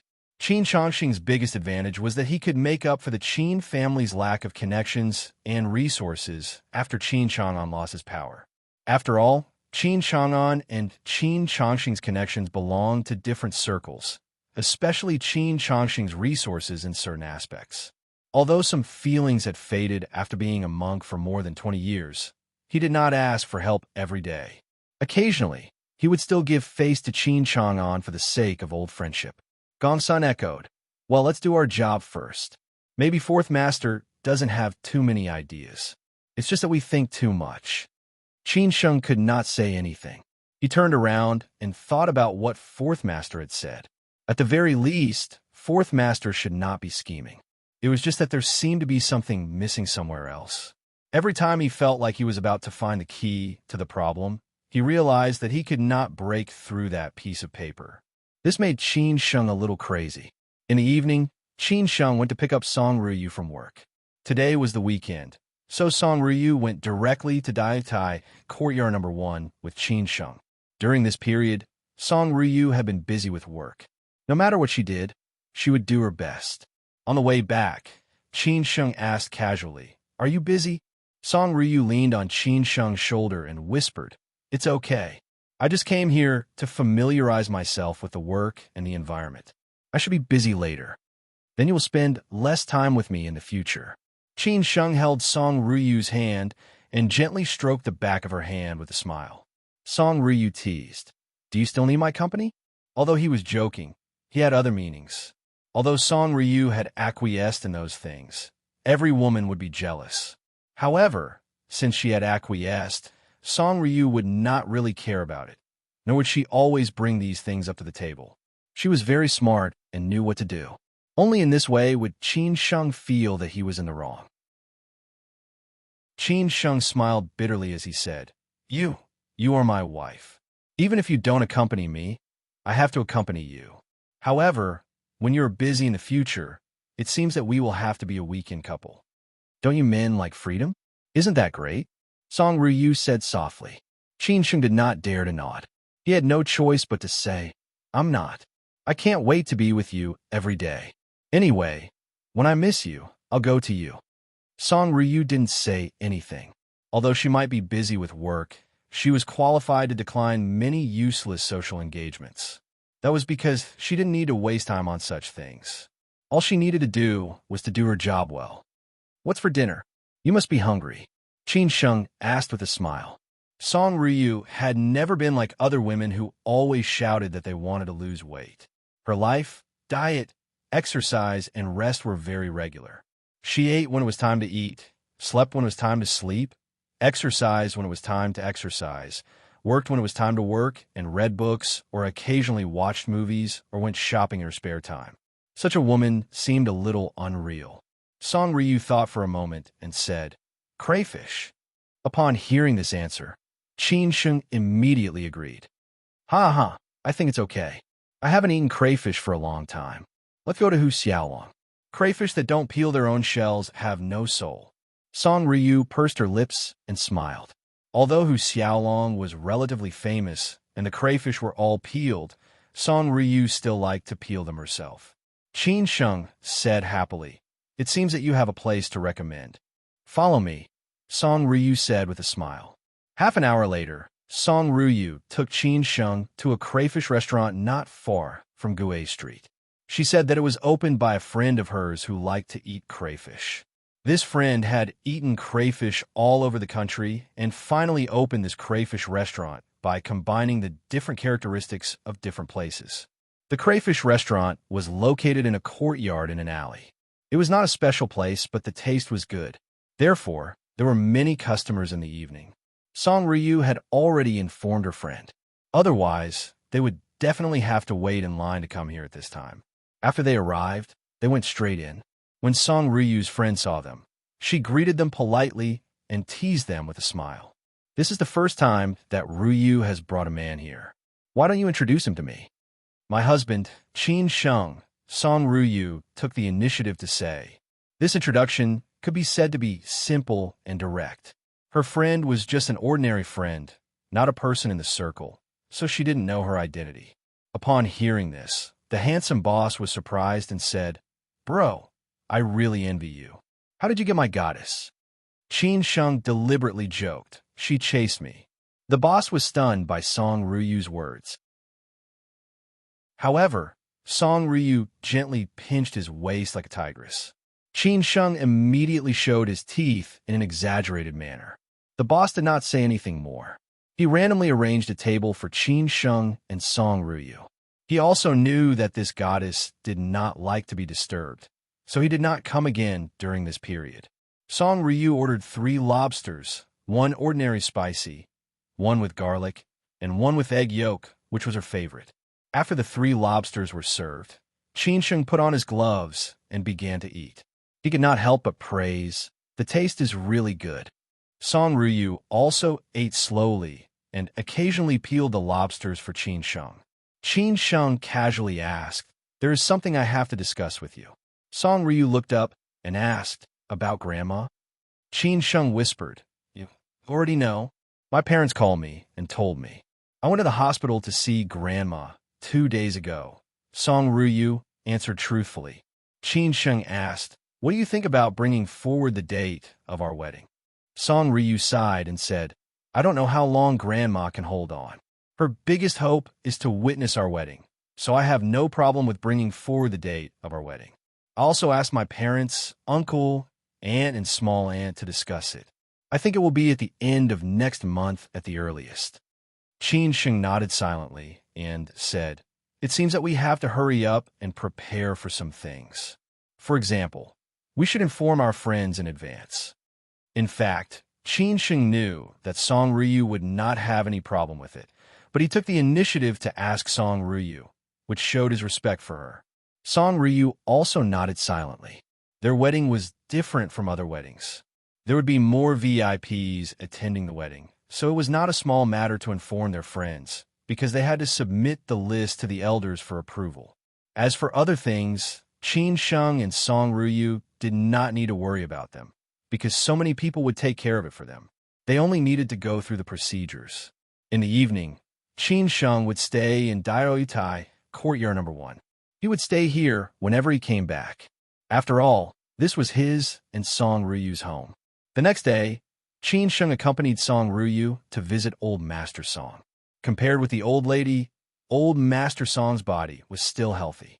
Even at his age, Old Master Song was still healthy. When Old Master Song saw Qin Sheng and Song Ryu, he was so happy that he could not close his mouth. However, when talking about Qin Sheng's grandma, he felt a little sad. They had to change the topic and talked about the wedding. Old Master Song's mood was relieved. They were going to have dinner at Old Master Song's place, and Song Ryu's parents would also come. Qin Sheng took advantage of this time to visit Mr. Ding, who lived not far from here. He had not seen Mr. Ding for a long time, so it was a good time to meet and talk about the company. Mr. Ding's Sihiyuan was not big.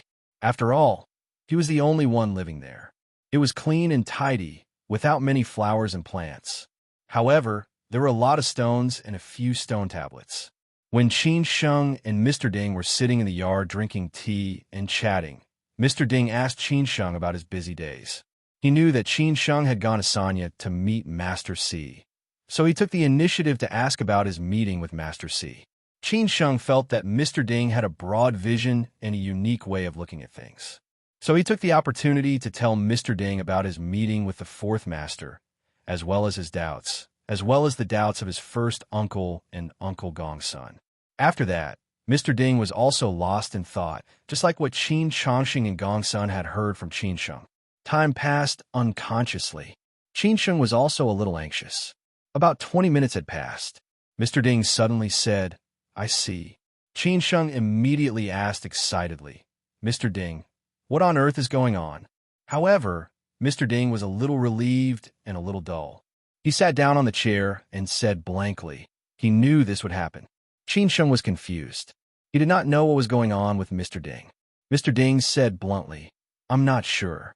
You go to see your father tomorrow. Maybe you will know what is going on."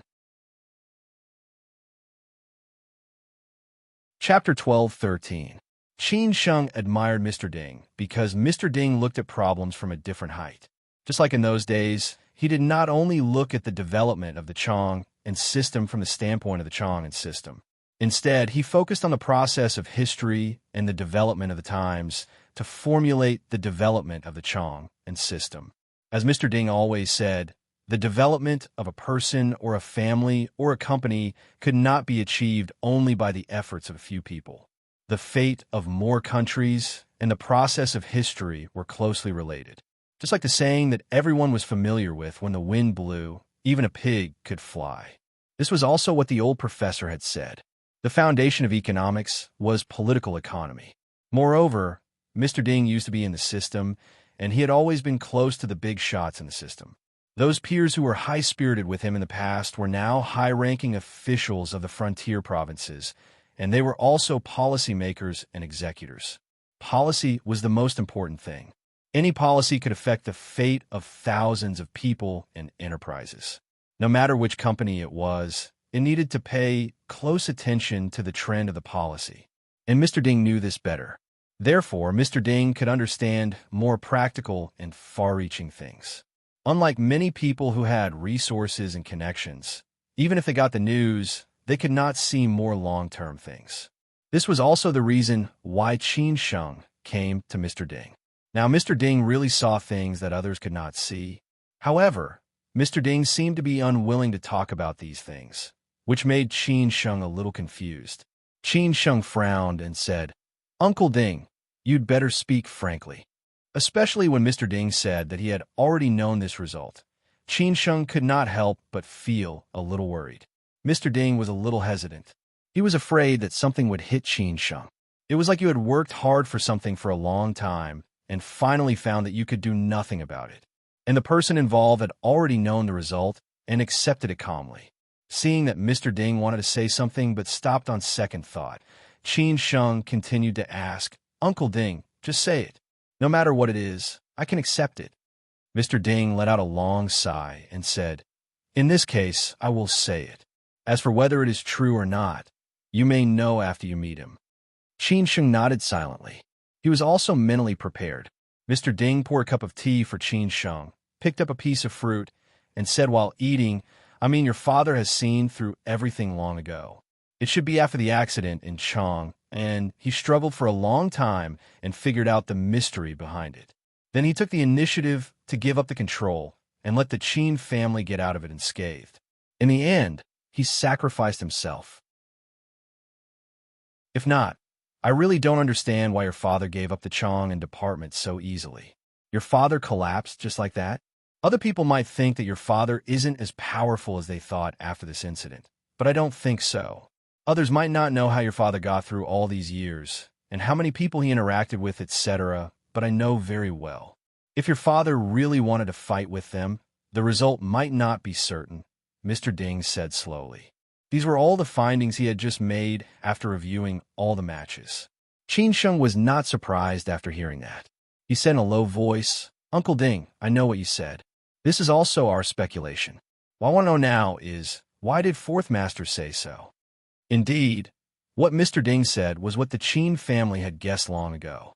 Qin Sheng had also verified it with the old man at that time.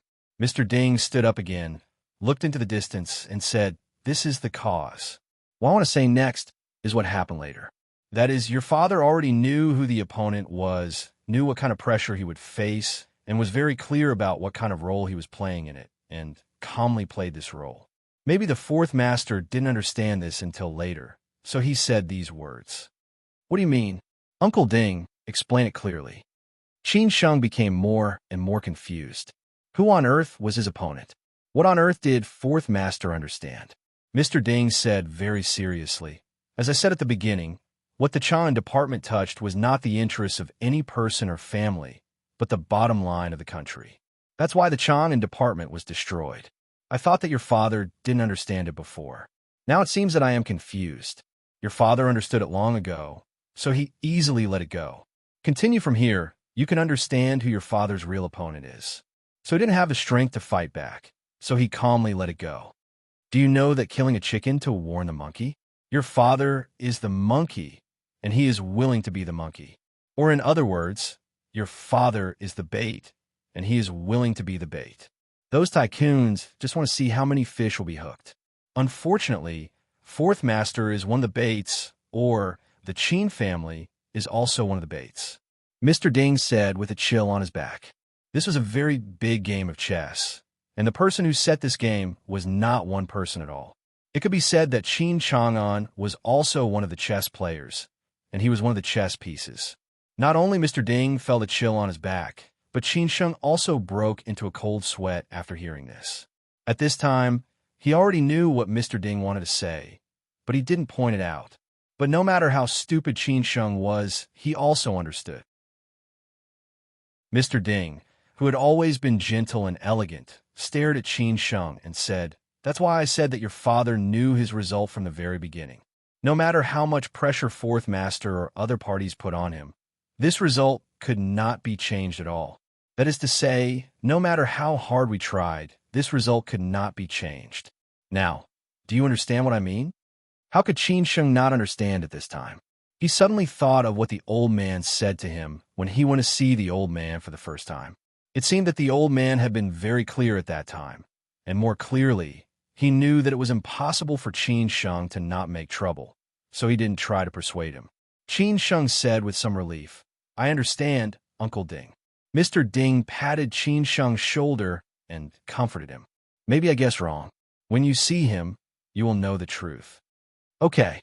Qin Sheng nodded silently, so he didn't disturb Mr. Ding anymore, and quietly left Mr. Ding's Sihiyuan. After leaving Mr. Ding's Sihiyuan, Qin Sheng called his eldest uncle, Qin Changxing. He directly told his eldest uncle that he wanted to see the old man tomorrow morning and see if he could find a way to arrange it. However, he didn't tell him what he talked about with Mr. Ding. Qin Changxing didn't think much of it. He thought that Qin Sheng just wanted to see his father.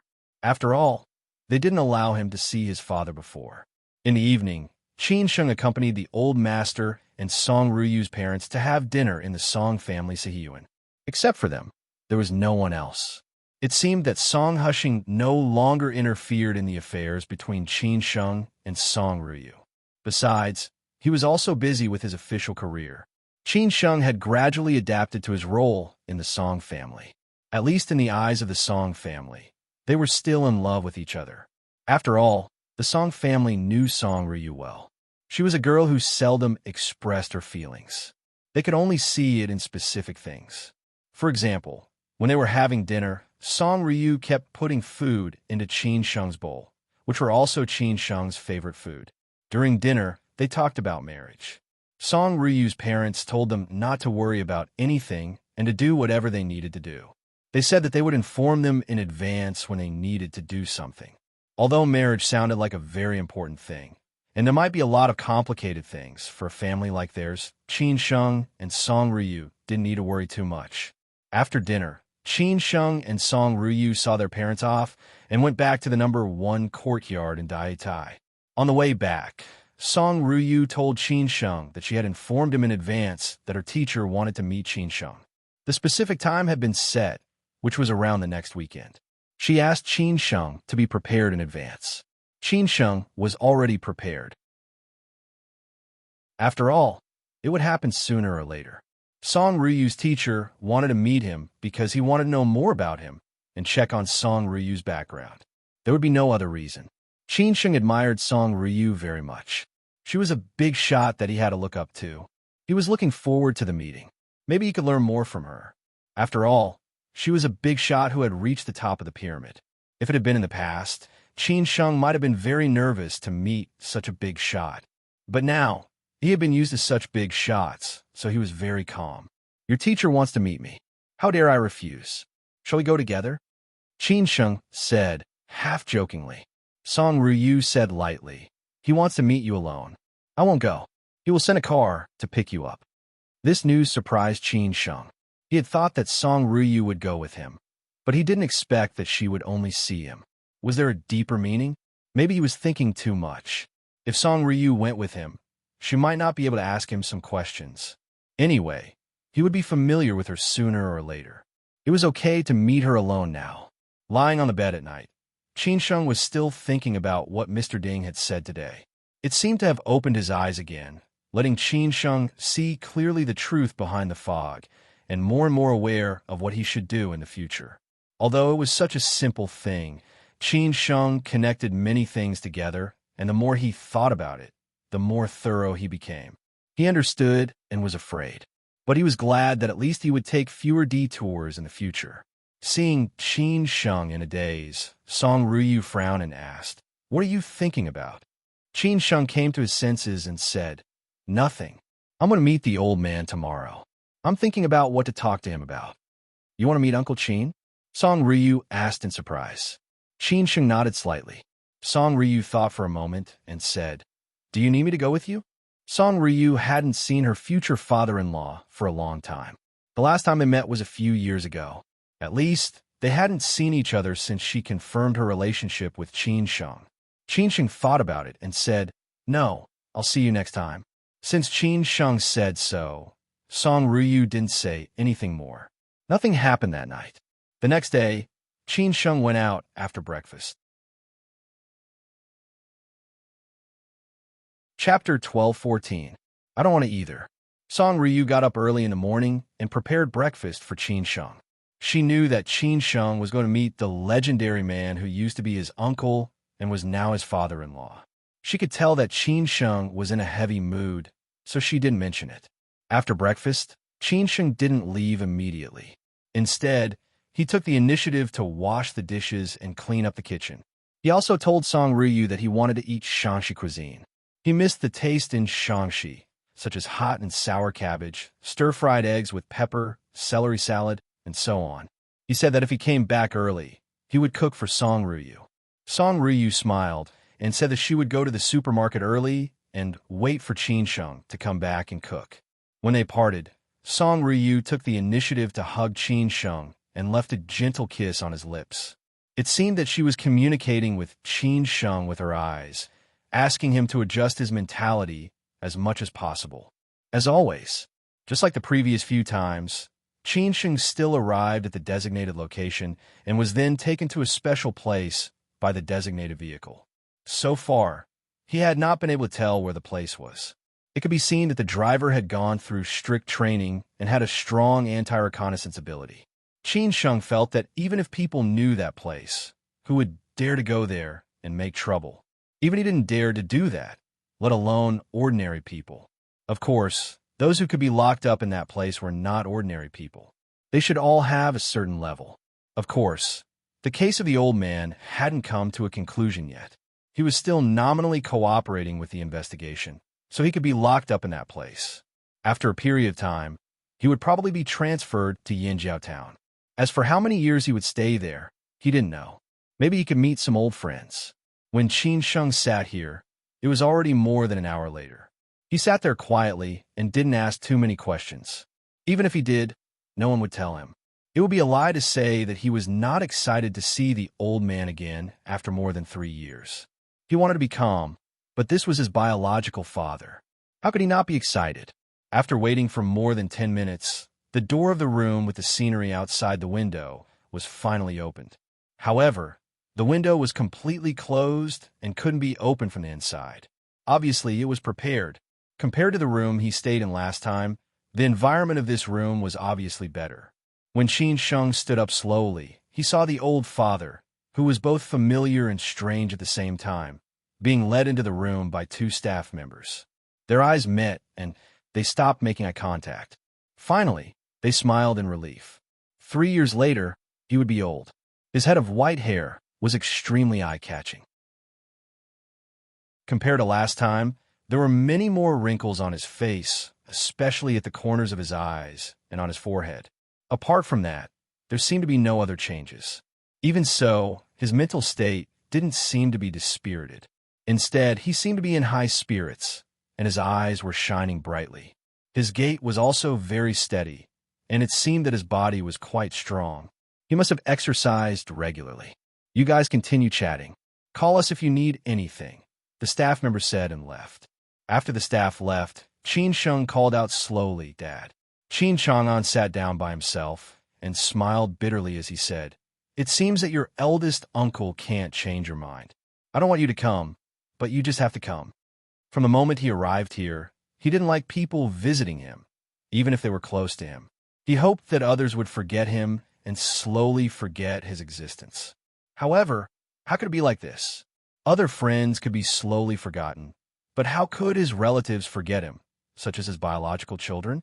Qin Sheng said with some resentment. Why didn't you let me come? Are you afraid that I will see your old and weak side? Qin Sheng said with some resentment. Qin Chang'an looked at his son, who had grown up now, and his eyes were full of smiles. Compared to a few years ago, he had become more mature. After all, the things that happened in the past few years were enough to train him. The fastest shortcut for a man to become mature was to let him experience a lot of things. Everyone will grow old. I will grow old one day, and so will you. We can escape from everything except for birth, old age, sickness, and death, Qin Chang'an said calmly. It seemed that he had seen many things in a light and indifferent way. Qin Sheng sneered and said, Do you think it's interesting? Is it very cool and relaxed, with a kind of attitude that has seen through the world of mortals? Then why didn't you escape into the Taoist school with my eldest uncle? Escape into the Taoist school? That's obviously not for me. It's just that these years, I have experienced what I should experience and enjoyed what I should enjoy. It's nothing more than constant repetition. How can I not see through it? Qin Chang'an responded in this way. It seemed that the father and the son had never been on good terms. Every time they just reconciled and eased their relationship for a long time, they would confront each other again because of one thing or another. Qin Sheng took the initiative to mock him. I think you are powerless. Hearing this, Qin Chang'an laughed and said, Heaven and earth are endless. Perhaps there will be a time when human strength is exhausted. You and I are not almighty immortals. How can we not be powerless? It's just that when we are powerless, we will do something within our power. Isn't it a kind of maximizing benefit? I am like this now, and you will be like this one day. Qin Sheng said somewhat angrily, Did you know the result long ago, so you have been waiting for it silently? You didn't even think about going out. You just watched us suffer? Qin Chang'an said with a smile. I remember I told you last time that you don't have to suffer like this. But you didn't listen. No matter what I said, you probably wouldn't listen. After all, I am your family and your father. You won't give up so easily. Qin Sheng frowned and said, Are you happy now? Qin Chang'an shook his head and said, No, I am just very gratified. Qin Sheng continued to question him. You used yourself as a chess piece and bait, and then schemed against everyone. Do you feel a sense of accomplishment in this way? Qin Chang'an still looked at Qin Sheng with a smile and said, Qin Sheng, I'm already a chess piece and bait. How can I feel a sense of accomplishment? I'm just doing what I can for you and the Qin family for the last time. Qin Sheng asked. In this way, I can continue to feel guilty and feel that you are very great. Qin Chang'an stared at Qin Sheng in silence for a few seconds, and then said, Qin Sheng, since your mother passed away, I have never cared about others' feelings for so many years. Even if you're my son, so what? I have already given you what I can. In the future, you still need to go on. Qin Sheng did not speak because he did not know what to say. It seemed that in front of this Master Qin, he would always be a child who could not grow up. It was like this Master Qin did what he should do, and he, as his son, could only do what he should do. Qin Chang'an asked tentatively, Since you can come to see me, it means that you have done what you should do, right? Qin Chang'an asked tentatively. It was not that he could not do some things, but he just let Qin Sheng do them. Qin Sheng was still silent, but he nodded soon. Qin Chang'an asked curiously, How did you guess? Qin Sheng thought for a while and then replied, I met Fourth Master and got some news from him. Finally, I talked to Uncle Ding, and he enlightened me. Qin Chang'an laughed and said, Haha, Fourth Brother must be very upset. I won this round. However, after so many years, Lao Ding is still the one who understands me. Just take it as me returning a favor to him. Qin Chang'an laughed out loud. Qin Chang'an said thoughtfully, Fourth Master is not upset, but a little dispirited. He is also old. Qin Chang'an let out a long sigh and said, Yes, we are all old. The times have changed, and it is time for us to leave the stage. In the past few years, he recalled every step he had taken, every person he had met, and everything he had experienced. They were all so vivid in his mind. However, time waited for no man. In the blink of an eye, he was already old. Qin Sheng asked. Don't you regret it? Qin Chang'an shook his head without hesitation and said, I never regret, not in the past, and not in the future. I also hope that you will do things in the same way.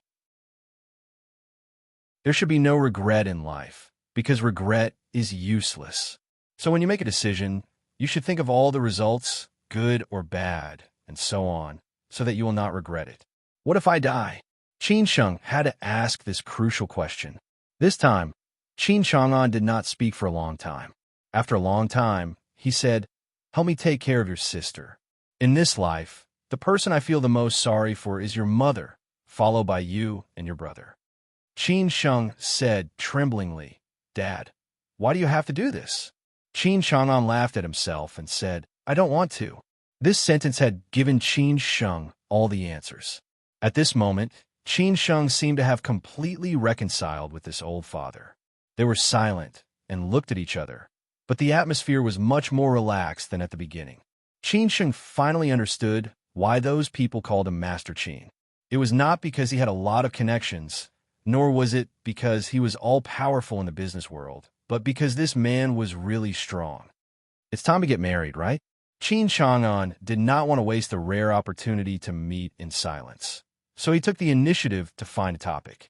Qin Sheng nodded and said, If nothing goes wrong, next month, apologize to Ru Yu for me. As a father-in-law, I can't witness your wedding, but I've already asked your sister to prepare a gift for Ru Yu when you get married. I won't go out now, and your mother isn't here either. Just let your foster parents replace us to be your parents. At least they have raised you for so many years, so they are qualified to be your parents. Qin Chang'an started to talk endlessly. At this moment, he was a real father.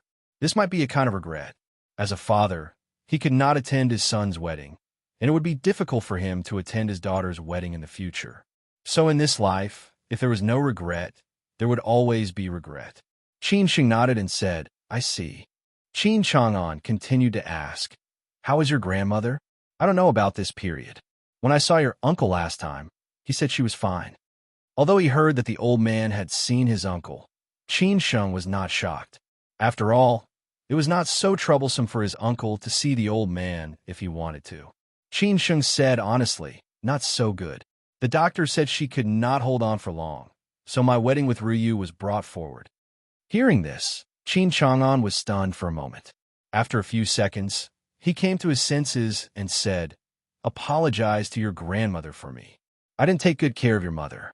This is the most unforgivable thing in my life. Qin Sheng did not know what to say. He thought that his grandmother did not want to hear this apology, so he should not mention it. Qin Chang'an stood up slowly and said, Well, I have said what I should say, and you know what you should know. Then go back early. It is not as comfortable here as outside. Qin Sheng also stood up at the right time. He forced a smile and said, You go first.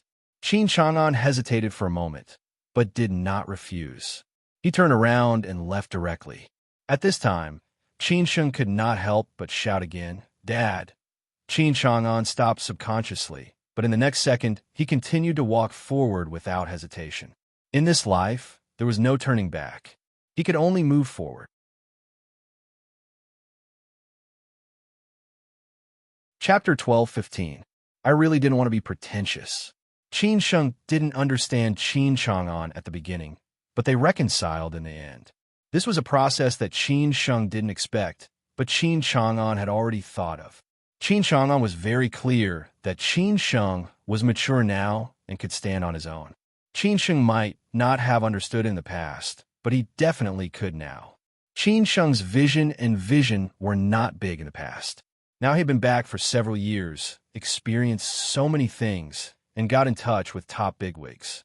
Qin Sheng's vision had long been broadened, and he looked at things from a different perspective. Moreover, there were bigwigs like Mr. Ding to help him make plans. Qin Chang'an had also struggled on the matter of the Chong and system. How could he easily compromise? However, when a bigwig who had a close relationship with him was defeated, Qin Chang'an completely saw through the truth behind the fog. Therefore, he cut the Gordian knot and made up his mind to play a game of chess with himself as a chess piece. If he didn't do this, he couldn't change the result no matter how hard he struggled. On the contrary, the more he struggled, the worse the result would be. First, he was not challenging a person, a family, or a consortium, but the bottom line of the national financial industry. Did he have such great ability? Second, he didn't know how many families and bigwigs he had offended before. At this time, there were probably many who would hit him when he was down. Therefore, this was the choice that maximized his interests after careful consideration. There was no other choice. An hour later, Chang Baji had already picked up Qin Sheng. On the way back, Qin Sheng was still in a daze.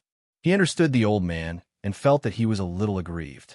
However, he also felt that this was the old man's original sin. After all, he had been too fast these years, and he had to pay the price. But why couldn't the old man walk slower in those years? Why did he make so much money? But he also understood that sometimes it might not be the old man's wish. After all, this was a complicated matter. Alas, Qin Sheng let out a long sigh. After talking with the old man today, he also knew how to go forward in the future. Of course, this was all the road that the old man paved for him.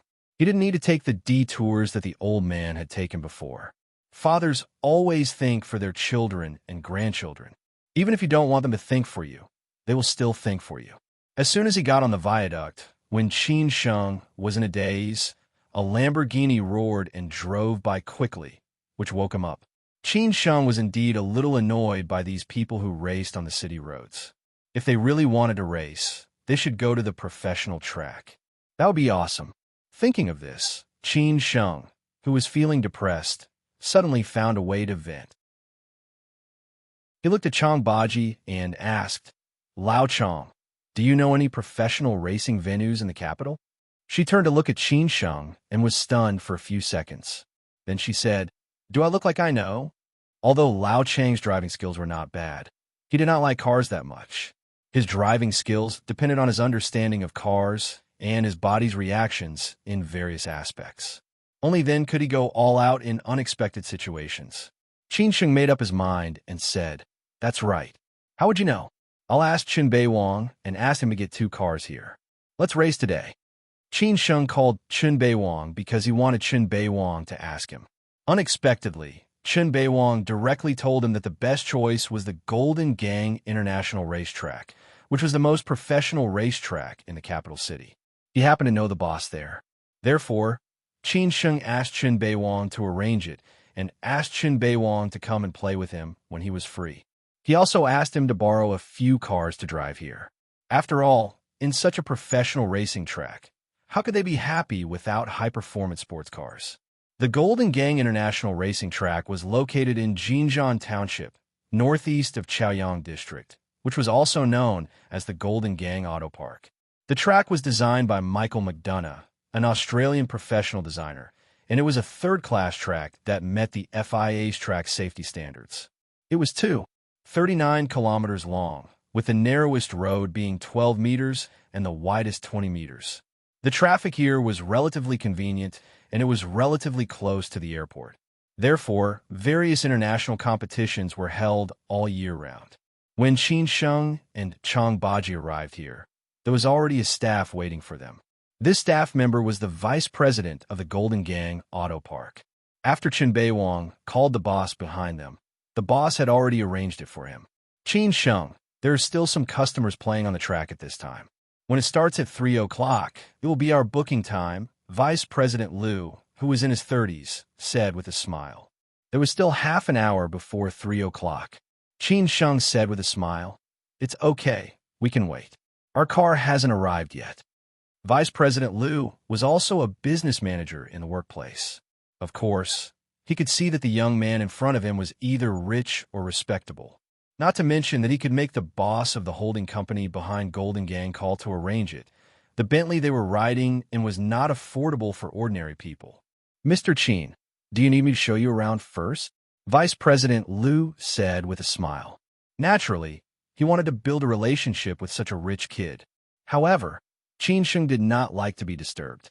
He waved his hand and said, "No, we'll just walk around. Let me know when it's time to book the track." Vice President Liu nodded and bowed. "Okay, then you go ahead." Golden Gang Automobile Park, There was a professional racing venue and racing service center, as well as a car club, a trading center, and a car city composed of brand-exclusive halls. Therefore, it was still very large. However, Qin Sheng came to the racing venue to vent his emotions. He did not go to other places, but went directly to the racing venue. Maybe because it was the weekend, there were still many people playing on a racing venue at this time. Those who could come here to play were either rich or respectable. In the hall of the racing service center, Qin Sheng saw all kinds of supercars, the worst of which was Porsche 911. At this time, there were 3 sports cars parked next to the track. One was a Lamborghini Daniel, one was an Aston Martin DBS, and one was a Ferrari F8, all of which were supercars worth millions. 3 young people dressed very fashionably were chatting there. Each of them was accompanied by a tall and good-looking female companion. However, most of them had the faces of internet celebrities that made people blind. They surrounded several supercars and posed for photos. Qin Sheng was not keen on supercars, but he occasionally drove a few of his friends' cars. This time, if it were not for a sudden impulse, he would not have thought about it. If Qin Sheng had lived in the Qin family since he was a child, he might have thought that when he was rich, he would naturally buy a few supercars to show off. After all, in this big circle, how could he be free from vulgarity? However, Qin Sheng had been raised by his grandfather since he was a child. At that time, Lin Shi had asked Qin Sheng whether he wanted a car, especially when he went to college, and offered to buy a car for him, so that it would be convenient for him to go out to play with Su Qin at school. However, Qin Sheng refused. After all, they were his adoptive parents. How could he refuse them? Moreover, Qin Sheng had been relatively independent since he was a child. Even if he wanted to buy a car at that time, he had to earn money to buy it. At this time, Chun Beiwang had not arrived yet, and Qin Sheng did not have a car. Even if he wanted to race immediately, he had to bear with it. Therefore, Qin Sheng had nothing to do, so he walked here to admire these supercars. A young man with a buzz cut asked politely, "Brother, you also want to play cars?" Qin Sheng replied with a smile, "I am in a bad mood, so I want to race for a few rounds." Judging from Qin Sheng and Chang Baji's clothes and temperament, they should not be ordinary people. He guessed that they were also car friends, so he took the initiative to greet them. Lamborghini Daniel, Aston Martin DBS, Ferrari F8, they're all good cars, Qin Sheng said with a smile as he touched the Daniel casually. Another young man, who was thin and weak, seemed to be hollowed out by wine and women, asked, "Brother, you have a good eye. Do you want to race for a few rounds?" Apart from drinking and flirting with girls, this guy's biggest hobby was making friends. His luxury car was also used to make friends and flirt with girls. Moreover, he didn't have just one car. As long as his friends were of a high enough level, a car was nothing. Qin Sheng shook his head and said, "No need, you guys go ahead." "Brother, where is your car? You want us to worship it too?" The last young man, who had blonde hair and wore ear studs, with an eye-catching Richard Miller on his wrist. It seemed that he did not like Qin Sheng's self-righteous look, so he deliberately ridiculed him. Qin Sheng said disapprovingly, "My car hasn't arrived yet." "Ha. Who would come here to play without a car? I think you don't have a car. If you don't have a car, don't show off here. Look at your posture. People who don't know you might think that you are awesome," the yellow-haired man with ear studs said arrogantly. When the other beauties heard this, they also thought that Qin Sheng and Chang Baji were here to join in the fun, not to play with the rich second generation here. They looked at Qin Sheng and Chang Baji with some contempt. Qin Sheng did not bother to pay attention to him. He had passed the age of arguing with these young people. The young man who first greeted Qin Sheng pulled the yellow-haired man and said, "Xiaochuan, don't talk too much. I say, with your temper, it is easy to cause trouble every time. No wonder your family is strict with you." Then he said to Qin Sheng, "Brother, don't take it seriously. My friend is just like this." "It's okay. I have seen this kind of thing many times," Qin Sheng said with a smile. The yellow-haired man called Xiaochuan frowned and said, "What did you say?" As soon as he finished speaking, Chang Baji had already blocked in front of Qin Sheng. If the yellow-haired man dared to take a step forward, Chang Baji would let him know why the flowers were so red. "You guys have fun." Qin Sheng nodded to this polite young man and left. After Qin Sheng left, Xiao Chuan asked, Lao Han, you always like to be a good guy. I did not do anything out of line. Do you have to do this? The young man called Lao Han glanced at the back of Qin Sheng, who was walking away, and said, Xiao Chuan, let's make a bet. That guy is definitely not an ordinary person. Look at the middle-aged man who has been following him. He always keeps a suitable distance. If I'm not wrong, he's his bodyguard. Don't talk nonsense. Could he be a son of some family? How can a son of a rich family come here to play without a car? The yellow-haired man said disdainfully. Lao Han smiled and did not say anything. What he loved to do these years was to summarize different people he met and then classify and analyze them. His intuition told him that this guy was the kind of low-key son of a rich family that he had met. The three young people did not say anything more. They brought their own beauties and began to compete. Qin Sheng and Chang Baji sat on the spectator's stand to join in the fun. After they played a few laps, it was almost 3 o'clock. The staff of the stadium had started to clear the field. They had to leave in disappointment. The others on the field were also ready to leave, so there were many young men and women and luxury cars gathered at the exit. Chun Bei-wang called to say that he had arrived and asked where Qin Sheng was. When he was about to drive his car over to meet Qin Sheng said that he was waiting for them at the exit of the track. At this time, those young people were about to leave. When a yellow-haired man saw Qin Sheng, he immediately mocked, Big brother, where is the car? They have already cleared the field. Why are you still sitting here? Are you enjoying the view? Qin Sheng still ignored him. There was really no need to talk nonsense with them. After the yellow-haired man got out of the car, he said to Lao Han, it seems that you have lost this bet. Where are you going to take me to have fun tonight? Lao Han frowned slightly. Could it be that he had really misjudged him? The yellow-haired man walked slowly to Qin Sheng and said, Call me Brother Sheng. I will give you the key. You can go up and have fun. You can also run a lap. What do you think? How do you know that I don't have a car? Qin Sheng said with a smile. The yellow-haired man laughed and said, Dude, you are still acting tough at this time. Why don't you make a car for me? At this time, suddenly there was a cry of surprise from the crowd. Everyone's attention was on the entrance of the track because there were 3 supercars that could be called magic cars. How could their appearance not cause a sensation? A Bugatti Veyron, a Porsche 918, and a Ferrari Rafa. It was not a small thing for these 3 magic cars to appear at the same time. At this time, Qin Sheng patted the yellow-haired man on the shoulder and said, Sorry, my car is here. Under the yellow-haired man's confused and surprised eyes, Qin Sheng slowly walked to the 3 magic cars that had gradually stopped. He muttered casually, I really didn't want to act tough. At this time, Chun Bei-wang, who was driving the Ferrari Rafa, got out of the car. The other 2 cars were driven by the bodyguards of the Qin family. Under the leadership of Chun Bei-wang, the 3 of them walked quickly to Qin Sheng and bowed their heads respectfully. Everyone on the scene was quite shocked. They could not help but guess the identity of this unfathomable young man. The handsome men and beautiful women led by the yellow-haired man were already stunned.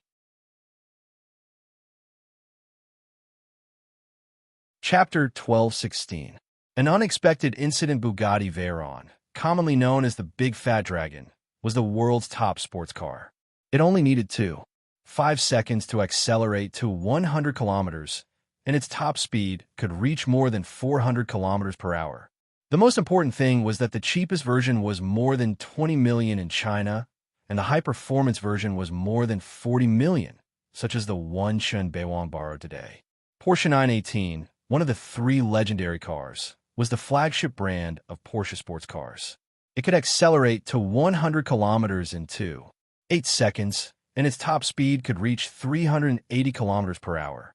Its current domestic price was about 14 million. The last one was Ferrari Rafa, also one of the 3 legendary cars. As the most famous sports car brand, Ferrari sports cars were all well known, but Ferrari Rafa was the most dazzling existence. More importantly, Ferrari Rafa was limited to 499 units worldwide. Sometimes you might not be able to buy it, even if you had the money. Of course, there was no need to talk about the performance of this car. How could the performance of this car be bad? Of course, this price was not something ordinary people could afford. The original price was 30 million, but because this was a limited version, the second-hand price was now more than 50 million. How could the appearance of these three top sports cars in the Golden Gang Auto Park not attract people's attention? After all, these three cars added up to 100 million yuan. Who had such great ability and financial resources? Qin Sheng did not want to show off. He just wanted to come out to relax. Who knew that he would encounter people who did not have eyes and took the initiative to ridicule him? Was he born to be ridiculed? If not for the fact that he deliberately kept a low profile and did not have much interest in sports cars, with his current status, he could afford any luxury car. He could hold a luxury car show casually, right? But what was the point of this? Moreover, if he did so, it would only make others think that he was a useless playboy. Who would take him seriously then? After all, Qin Sheng was now the backbone of the Qin family. In the future, Qin Sheng had to be personally responsible for all the Qin family's affairs, which did not make up for the loss. At this time, it was time for Qin Sheng to book the venue. Vice President Liu rushed over with several staff members and technical staff. He smiled and greeted Qin Beiwang and Qin Sheng politely. Then, he led them into the venue again. Qin Beiwang threw the car keys to a few staff members. They were all professional racers here. Usually, when they weren't training or teaching, they would accompany their customers to race. That was why they were professionals. When Qin Sheng passed by the rich playboy and the internet celebrity beauty again, he just smiled and nodded to Lao Han as a greeting. At least among them, Lao Han was the one who made him feel the most comfortable. Qin Sheng did not bother to pay attention to the yellow-haired man's snobbish words. Although the thin and weak man, who had been hollowed out by wine and women, also took the initiative to greet Qin Sheng, this guy seemed to be more scheming and shrewd. Qin Sheng was not willing to have any interaction with him. When Qin Sheng and the others walked away, this group of people came back to their senses. The three internet-famous beauties instantly felt that the rich playboy beside them was not good enough. Why did he not perform well just now? This was a real top young master. If they could catch his eye, they could marry into a rich family and become a rich wife in the future. His 3 divine chariots combined could buy a dozen of their chariots. At this time, Lao Han chuckled and said, "Xiaochuan, forget about where you are going to party. Think about what you are going to treat me to tonight." Although Lao Han said so, he was still surprised that he did not know this man. He thought that he was at most a rich kid, but he did not expect him to be such a hidden big shot. "Lao Han, how do you know?" Although these 3 cars didn't belong to this man, I knew who the owners of these 3 cars were. They were all famous young masters. Which one of them didn't have a scary background? Especially Rafa, who has never lent his car to others. It can be said that the car is his wife. Since he lent his car to me today, it shows that this man is not simple. Most importantly, he can lend out these 3 cars at the same time. The thin and weak man, who Qin Sheng thought was shrewd, squinted and asked. He was a person who often played with cars. That big bull was his. There was also a McLaren at home, but it was not worth tens of millions. "Lao Han, hurry up and tell me. I can treat you to anything. You saved my life today. Fortunately, you stopped me just now. Otherwise, I would have been in trouble." The blonde who handed the car to Xiaochuan said with lingering fear. Lao Han said with a smile, "That's because he is too lazy to argue with you. If he really wanted to argue with you, the bodyguard just now would have directly knocked down the 3 of us." Now, do you know why he said that he did not have a car? First, the car really did not come. Second, it is not the time for him to book the whole place. Third, did he bring a girlfriend or a friend? Obviously not. That means he is really here to play, not to show off. Lao Han directly told all the results of his analysis to everyone. Then everyone suddenly realized that he was the one who was going to book the whole place. "Damn it. Brother Han, Master Han, don't keep us in suspense," the blonde Xiaochuan begged. Elder Han said with a smile, "In fact, it's nothing. I just want to make a conclusion. From a person's clothes, temperament, aura, eyes, mentality, and so on, if a man like him is not from a rich family, he would have shown his weakness long ago. Is it because he is better than us that he is so confident?" Everyone nodded silently. "Lao Han, Do you think I need to apologize? The blonde Xiaochuan was a little worried. Lao Han shook his head and said, don't do that. He won't take you seriously. You were just looking for trouble. It is better to apologize if you meet him again. Lao Han, I've seen many young masters in Siju City. Why haven't I seen this one?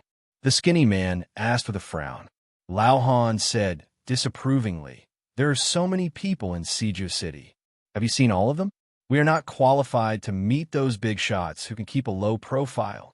Besides, many leaders retire and get promoted every year. Do you know all of them? Hearing this, the skinny man did not say anything. He just smiled bitterly. Everyone stopped talking about this, because the staff of the race had started to clear the place. Qin Sheng, who had already adapted to Rafa on the track, naturally did not know what they were talking about. He also did not care about these trivial things. After all, such things happen often in life. But it was definitely not a bad thing to give others some leeway. Brother Chun, where did you borrow these 3 cars from? They're all expensive, top-notch supercars. If you really hit them, my heart will ache. Qin Sheng did not forget to tease Chun Beiwang, who was outside after getting used to the top-notch car. Chun Beiwang was a bit wild. He laughed and said, young master, it's okay. You could drive however you want. Since you dare to lend them to us, aren't you afraid that we will hit them? Qin Sheng said casually, okay, with your words, I'm more confident. If they really hit each other, we'll get a new car and leave these 3 cars for us to play with. After all, he was the one who wanted to race willfully today. It was not easy for Chun Beiwang to borrow these 3 cars in the shortest time possible. Besides, Qin Sheng did not need this little money. After familiarizing himself with the cars, Qin Sheng looked at Chun Beiwang and Chang Baji and said, you two get in too. Let's race for a few laps. We don't need skills, just speed. Qin Sheng did not need those difficult movements such as drifting. Today, he just wanted to step on the gas pedal. Therefore, the 3 magic cars officially began their journey of death. It was estimated that the owners would be distressed to death. It was such a waste of good cars. While Qin Sheng was racing, Sanya and Hainan was not peaceful. 4th Master, whom Qin Sheng had just met, was sent to the hospital because of his old illness. Currently, he was being rescued in the operating room, and his life was uncertain. Qin Sheng had just met 4th Master, and the Qin family had just reconciled with him. Now 4th Master suddenly had a relapse. No one would believe that there was no connection between this period of time. However, 4th Master's health was not very good these years. After all, everyone was like this when they were old. Who didn't have some diseases? Otherwise, they would have lived in vain. In the past 2 years, 4th Master had been hospitalized because of stomach and lung diseases. In addition, he also had diabetes and high blood pressure. Most importantly, his heart was not very good. These years, he had really suffered a lot. Therefore, when Qin Sheng saw 4th Master, he felt that he seemed to have aged a lot. When one's essence, qi, and spirit were gone, he would naturally be plagued by diseases. This was the law. Since 4th Master had been in trouble, his health had been deteriorating and he was in danger. Everyone was also clear about this reason.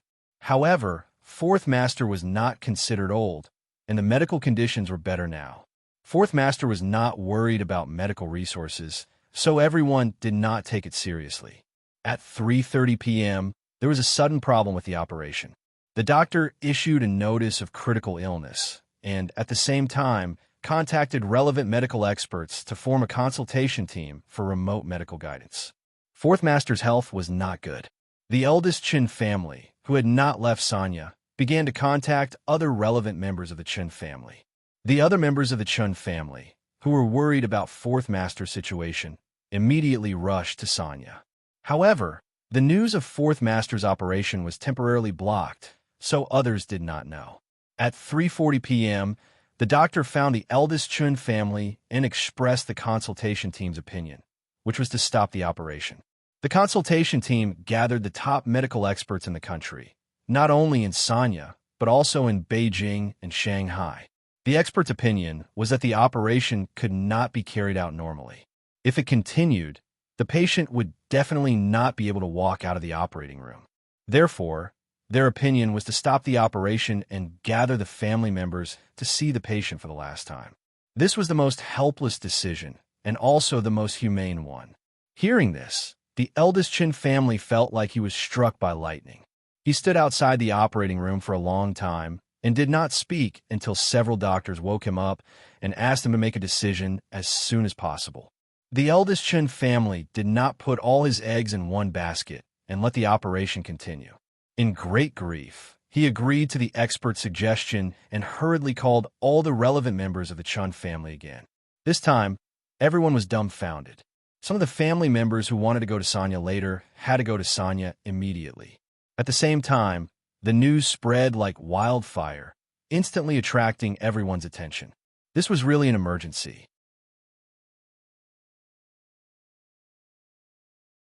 Chapter 12:17. Leaving with dignity on the racing track of the Golden Harbor Auto Park, 3 top-notch supercars were roaring their engines and galloping on the track at a stunning speed. It was estimated that such a speed could only be seen on a professional racing track. Qin Sheng was driving a Ferrari Rafa. He had a special fondness for Ferraris. He was addicted to Ferraris in terms of appearance, speed, and maneuverability. Chang Baji, on the other hand, was driving the most expensive Big Dragon. However, as Chang Baji was accompanying the Crown Prince to study, he did not bring out the full potential of the Big Dragon. On the other hand, Chun Beiwang, who was driving the Porsche 918, was very domineering. His speed was on par with Qin Sheng's. He even performed the drifting technique at the bend. After 2 laps, Qin Sheng could be said to be very satisfied.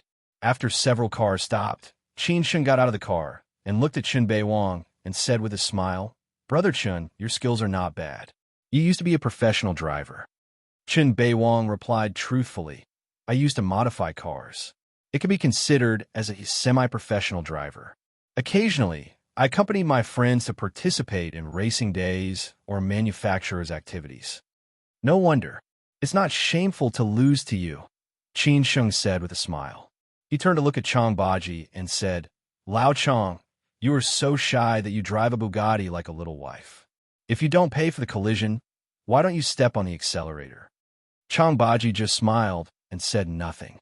Qin Sheng said happily, "Okay, if you don't want to, then let me try the Bugatti again. I want to see how fast it can go." At this time, Chun Jingang Auto Park's Vice President Chun ran over and flattered, "All of you are very good at driving. As long as you practice more, you will be able to become professional drivers. Do you need our technical staff to practice with you?" Vice President Chun was indeed a professional. He must have come into contact with such rich playboys in his daily life. After all, there were many rich and powerful playboys in Siju City, and there were many like Qin Sheng who came out to play. His level of speaking was different. What he really meant was, "You guys are good at it, but you're only at the amateur level. Let our professional staff teach you." "No, we can play by ourselves." Qin Sheng directly refused. He did not want to become a professional player. Vice President Qin smiled bitterly and left dejectedly. He made up his mind not to say anything else. Just when Qin Sheng was about to ask Chang Baji for the key to the big fat dragon, the bodyguard, who was standing at the side of the racetrack, holding Qin Sheng's clothes, mobile phone, and other valuables, quickly ran over. He looked at Qin Sheng and said, "Young master, there's a call for you." Qin Sheng took the phone and found that it was from his first uncle. He answered the call and asked, "What's wrong, first uncle?" "Something happened. You should go back to the Shishan villa immediately," Qin Chongqing said with a heavy heart at the other side. Qin Sheng's expression changed instantly. After he hung up the phone, he immediately said to Chang Baji and Chun Beiwang, "Something happened. Go back to the West Mountain Villa." Chun Beiwang's and Chang Baji's expressions also changed. It was obviously not a small matter for Qin Sheng to have such a reaction. Everyone had yet to enjoy themselves to their heart's content, and it hadn't been long since they had booked the place. Chun Beiwang could only arrange for the remaining bodyguards to deal with the trivial matters here. On the way back to the West Mountain Villa, Qin Sheng didn't dare to call his first uncle to ask what on earth had happened. He just tentatively called his sister to find out what was going on. However, it seemed that his sister didn't get any news, so Qin didn't say much. After returning to the West Mountain Villa, Qin Changxing and Gong Sun were already waiting for Qin in the living room. After Qin came in with Chun Beiwang and Chang Baji, they immediately stood up and walked over. Qin asked quickly, "First uncle, what happened? Why did you call me back in such a hurry?" Qin Changxing glanced at Chun Beiwang and Chang Baji and motioned for them to sit down first. Then he said to Qin, "There's news from Sanya. Lao Si's old illness relapsed, and he was sent to the hospital. The hospital has issued a notice of critical illness. Now it's unknown whether he's alive or dead. The rest of the Qin family are on the way to Sanya." "Fourth Master is critically ill?" Qin said in surprise. "I saw him some time ago. He was in good spirits. Why did he suddenly go to the hospital?" Qin Changxing continued. "Now he's in the operating room. The situation is not optimistic. Do you think he's okay?" Qin did not say anything. It was human nature to be born, grow old, get sick, and die. Moreover, Fourth Master had not been in good health for the past 2 years. But what did it have to do with him? Qin Changxing explained to Qin directly. "It's because you saw him some time ago that this is the most dangerous situation for you and the Qin family. If he really doesn't make it this time, both you and the Qin family will be in trouble. Especially your father's case. It will be like Mount Tai on us." After hearing this, Qin could not help but think of what he had talked with the old man during the day. Could it be that it was because he had seen through everything that Fourth Master's old illness broke out under great pressure? Coincidentally, he had just seen Fourth Master a few days ago, and now he was suddenly hospitalized. Was it just a coincidence? Qin's face instantly became gloomy. Even if Fourth Master's case had nothing to do with him and the Qin family, he was afraid that some people would have ulterior motives and link the two things together. In that case, he and the Qin family would face great pressure. The most important thing was that although the old man had taken every possibility into consideration regarding the old man's case, he definitely did not consider the impact of Fourth Master's sudden death. Qin did not say anything this time. He instantly felt great pressure. After a long time, he asked, "Uncle, what should we do now? It seems that we have no choice but to wait for the news from Sanya, right?" Qin Changxing sighed deeply and said, "That's the only way." The news that Fourth Master had suddenly been hospitalized disrupted everyone's plan. Even the things that Qin and the old man had talked about today seemed to be suddenly disrupted. Qin was somewhat worried. He turned to look at Chun Beiwang and said, "Brother Chun, go to Sanya right now and stay there to see what's going on with Fourth Master and the Qin family. Especially keep an eye on who exactly is going to Sanya. If anything unexpected happens, report it immediately." After standing up, Chun Beiwang replied in a powerful voice, "Got it." Qin trusted Chun Beiwang. He really did not trust others to go to Sanya at this time. After all, there might be more things involved this time. Qin hoped that this was just a false alarm and nothing serious would happen to Fourth Master. Otherwise, it would be really troublesome. After Chun Beiwang left, Qin called Song Ruyu and told her that he would not be going back tonight.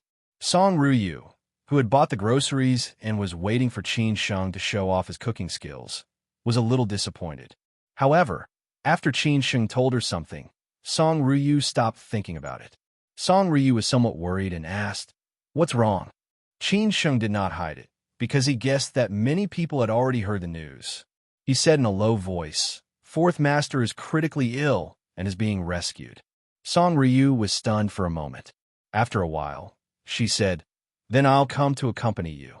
For the Qin family, Fourth Master was different from Elder Long. Elder Long had lost his power, and the Qin family would definitely kill Elder Long no matter what the price was.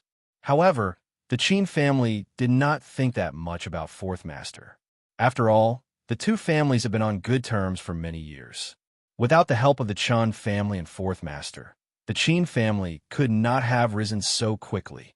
The Qin family also knew how to be grateful, so they tried their best to reconcile with the Chun family. However, on some matters, they had their own standpoints and could not do anything about it. That was why there was a gap later. However, now that Fourth Master was suddenly hospitalized due to his old illness, the Qin family did not want to see the worst result. At this time, Many families like the Qin family were anxiously waiting for the news from Sanya. It could be seen that fourth master's situation involved a lot of things. At 9 o'clock in the evening, Chun Beiwang arrived in Sanya. All the members of the Chun family had arrived in Sanya from all over the country, including the two big shots of the same generation who were close to fourth master. After all, without these big shots, the Chun family might have been in a mess.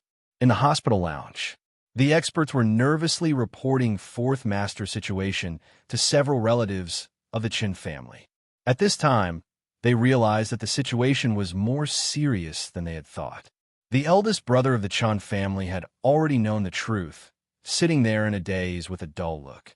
The surgery had been suspended, and the doctors could not do anything about it. Now, they were waiting for the Chun family's decision. What should they decide?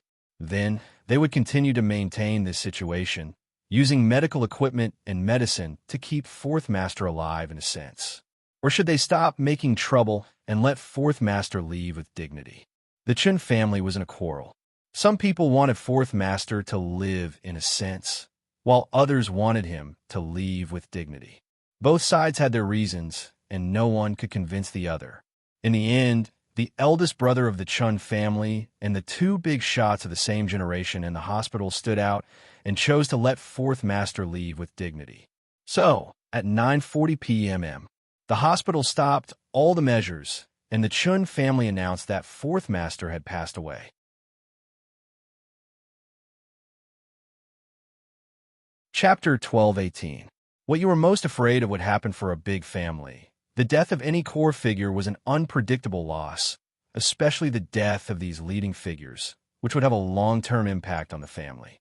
It was even more likely to affect the rise or decline of the family. Therefore, some people chose to let the fourth master live in the name of struggling at death's door at this time. As long as the fourth master was alive, he would frighten those who coveted the Chun family. Those with ulterior motives would not dare to do anything to the Qin family, and they would definitely benefit from it. However, once the fourth master died, the Qin family and the related members would lose their backbone. After all, the fourth master was the famous fourth master. He had a lot of connections and resources. Even Elder Long had to be courteous to the fourth master. The most important thing was that after the fourth master died, the enemies of the Chun family might take advantage of the fourth master's perilous situation. Even if they did not dare to do it now, they would definitely do it after some time. This was what they were most worried about. Therefore, there was a saying in Sijio City, especially for those big families, that the longer the elders in the family lived, the more beneficial it was for their descendants. The earlier the elders in the family died, the more likely the family would decline. Therefore, they could only endure until all their enemies died. That would be their victory. Therefore, everyone could understand why some people chose to let the fourth master live in name. However, the eldest brother of the Chun family and the two big shots of the Chun family were not willing to let the all-powerful fourth master suffer for the sake of the petty interests of others. The fourth master had never suffered such grievances in his life. He was born into a prestigious family and had already become famous at a young age. He had experienced great storms and ups and downs. Even at the end of his life, no one had ever dared to look down on him. Therefore, the greatest respect for the fourth master was to send him away with dignity.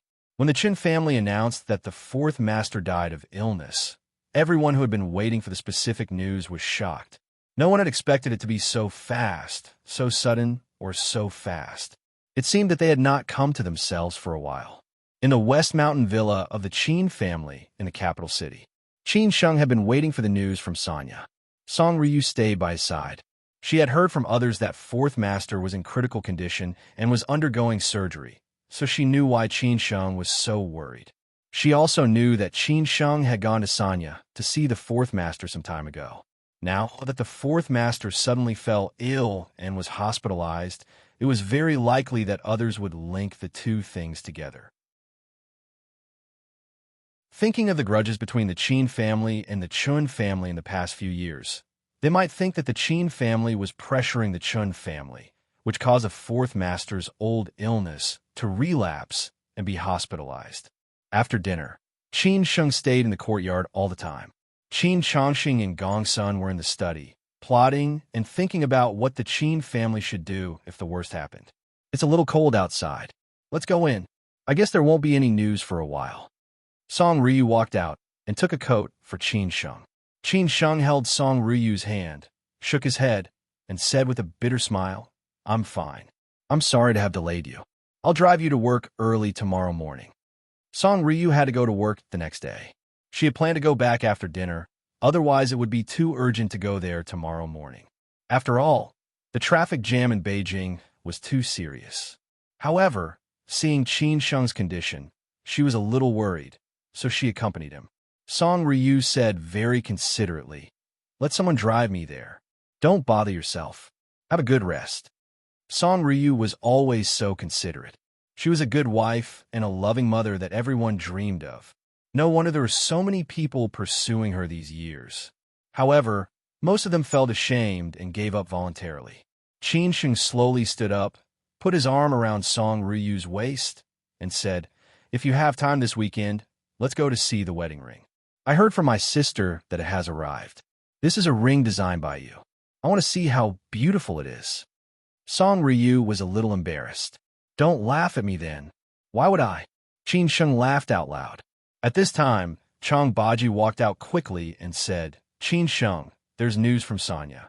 Your first uncle wants you to go there quickly." Upon hearing this, Qin Sheng and Song Ryu immediately went back. When they entered the living room, they saw Qin Changxing and Gongsun waiting there with gloomy faces. It seemed that the situation was not good. Qin Sheng frowned and asked, "First uncle, is there news from Sanya?" Qin Changxing nodded seriously. Qin Sheng continued to ask, "What's the situation now?" Qin Changxing let out a long sigh and said, "The rescue failed. He has passed away." Upon hearing this news, Qin Sheng was immediately stunned. Sure enough, what he was most afraid of had happened. The air in the living room froze instantly. The atmosphere in the living room was a little depressed. Everyone looked a little gloomy. Even Song Ryu felt it was a little sudden. Fourth master passed away just like that. After a long time, Qin Changxing patted Qin Sheng's shoulder and said, "Qin Sheng, things may not be that bad.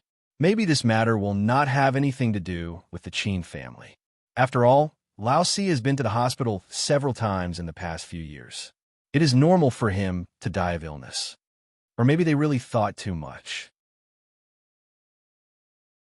Qin Sheng said thoughtfully, "First uncle, shall we go to Sanya?" Qin Changxing replied directly, "Don't worry. The Chen family has just announced to the public that we don't need to go to Sanya for the time being. There will definitely be a memorial service at that time. Let's see where the memorial service is arranged first. If it is in Beijing, we don't need to go. If it is in Sanya, I will go with you at that time." This was a countermeasure that Qin Changxing had thought of long ago. Fourth Master had a wide network of friends among his peers. When he was young, he was the big brother in this circle. Although his life was not the same later, after so many years, they still kept in touch. At that time, there would definitely be many friends of his peers attending the memorial service. It was reasonable for the Qin family to send an elder to attend the memorial service. In theory, the most suitable one was Qin Chang'an, who had been Fourth Master's close friend for many years. Unfortunately, he was in trouble now, so he could only let Qin Changxing take his place. Moreover, Qin Changxing knew most of these elders of his age. If Qin Sheng went alone, he would definitely be targeted by people with ulterior motives, not to mention how the Chun family would treat him. Qin Changxing seemed to feel that this was not appropriate. After thinking for a while, he said, "Well, tomorrow morning, you call the eldest brother of the Chun family to express your condolences. At that time, I will call the other elders of the Chun family. This way, it will be safer." After listening to his first uncle's arrangement, Qin Sheng felt that it was the most reasonable. The long wait was the most worrying. Now, there was a result in Sanya. Although the result was somewhat unsatisfactory, it made people feel completely relieved. After Qin Sheng and Song Ryu returned to their room, he called Qin Beiwang again and told him to find out who would go to Sanya to mourn the Fourth Master. In this way, they would be prepared when they went there. Originally, this week, Qin Sheng had planned to bring Lin Su and Yuan Yuan to Beijing. At that time, he would let his grandmother meet Lin Su and Yuan Yuan, which could be regarded as an explanation for Lin Su and Yuan Yuan. It seemed that this matter could only be postponed. The next morning, after Qin Sheng sent Song Ryu to work, he was ready to go to the Qin family company of the international trade. On the way, after preparing for a long time, Qin Sheng dialed the eldest brother of the Chen family. The phone was not picked up until the end of the tone. Qin Sheng said in a heavy tone, "Brother Chen, my condolences." Qin Sheng, "Thank you." The eldest brother of the Chen family, who was busy preparing for the funeral in Sanya, said somewhat sadly. Qin Sheng frowned and said, "Brother Chen, why is it so sudden? I just saw the fourth master a few days ago. He seemed to be in good spirits.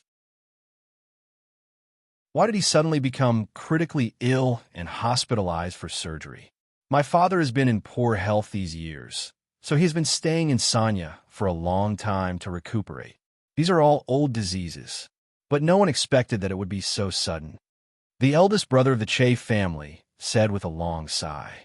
Qin Sheng hesitated for a moment and finally couldn't help but ask, "Brother Chun, is it because I talked too much with the fourth master that day and made him think of too many unhappy things, which led to his illness?"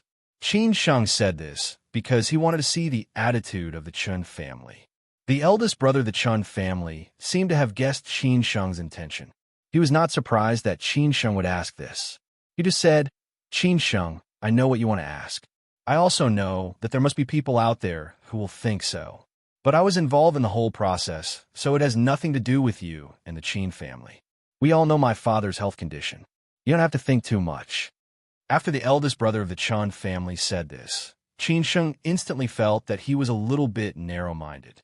At the same time, the words of the eldest brother of the Chun family also touched Qin Sheng very much. "Our two families have been together for so many years. Although there was some unpleasantness during this period, I also said that it is between the elders and has nothing to do with us." The eldest brother of the Chun family confirmed again. Qin Sheng felt a little ashamed and said, "Brother Chun, I don't need to say anything. What do you need my help with? Just tell me." The eldest brother of the Chun family said sincerely, "You don't need to do anything. When the time comes, as long as you can come to see the old master off, it will be enough. You know that he and your father have been very close for so many years. Now your father is still in the hospital. You can see him off for the last time on behalf of your father." After hearing this, Qin Sheng nodded heavily and said, "Don't worry, I will be there." After hanging up the phone, Qin Sheng fell into deep thought. It seemed that they had thought a lot of things in a complicated way.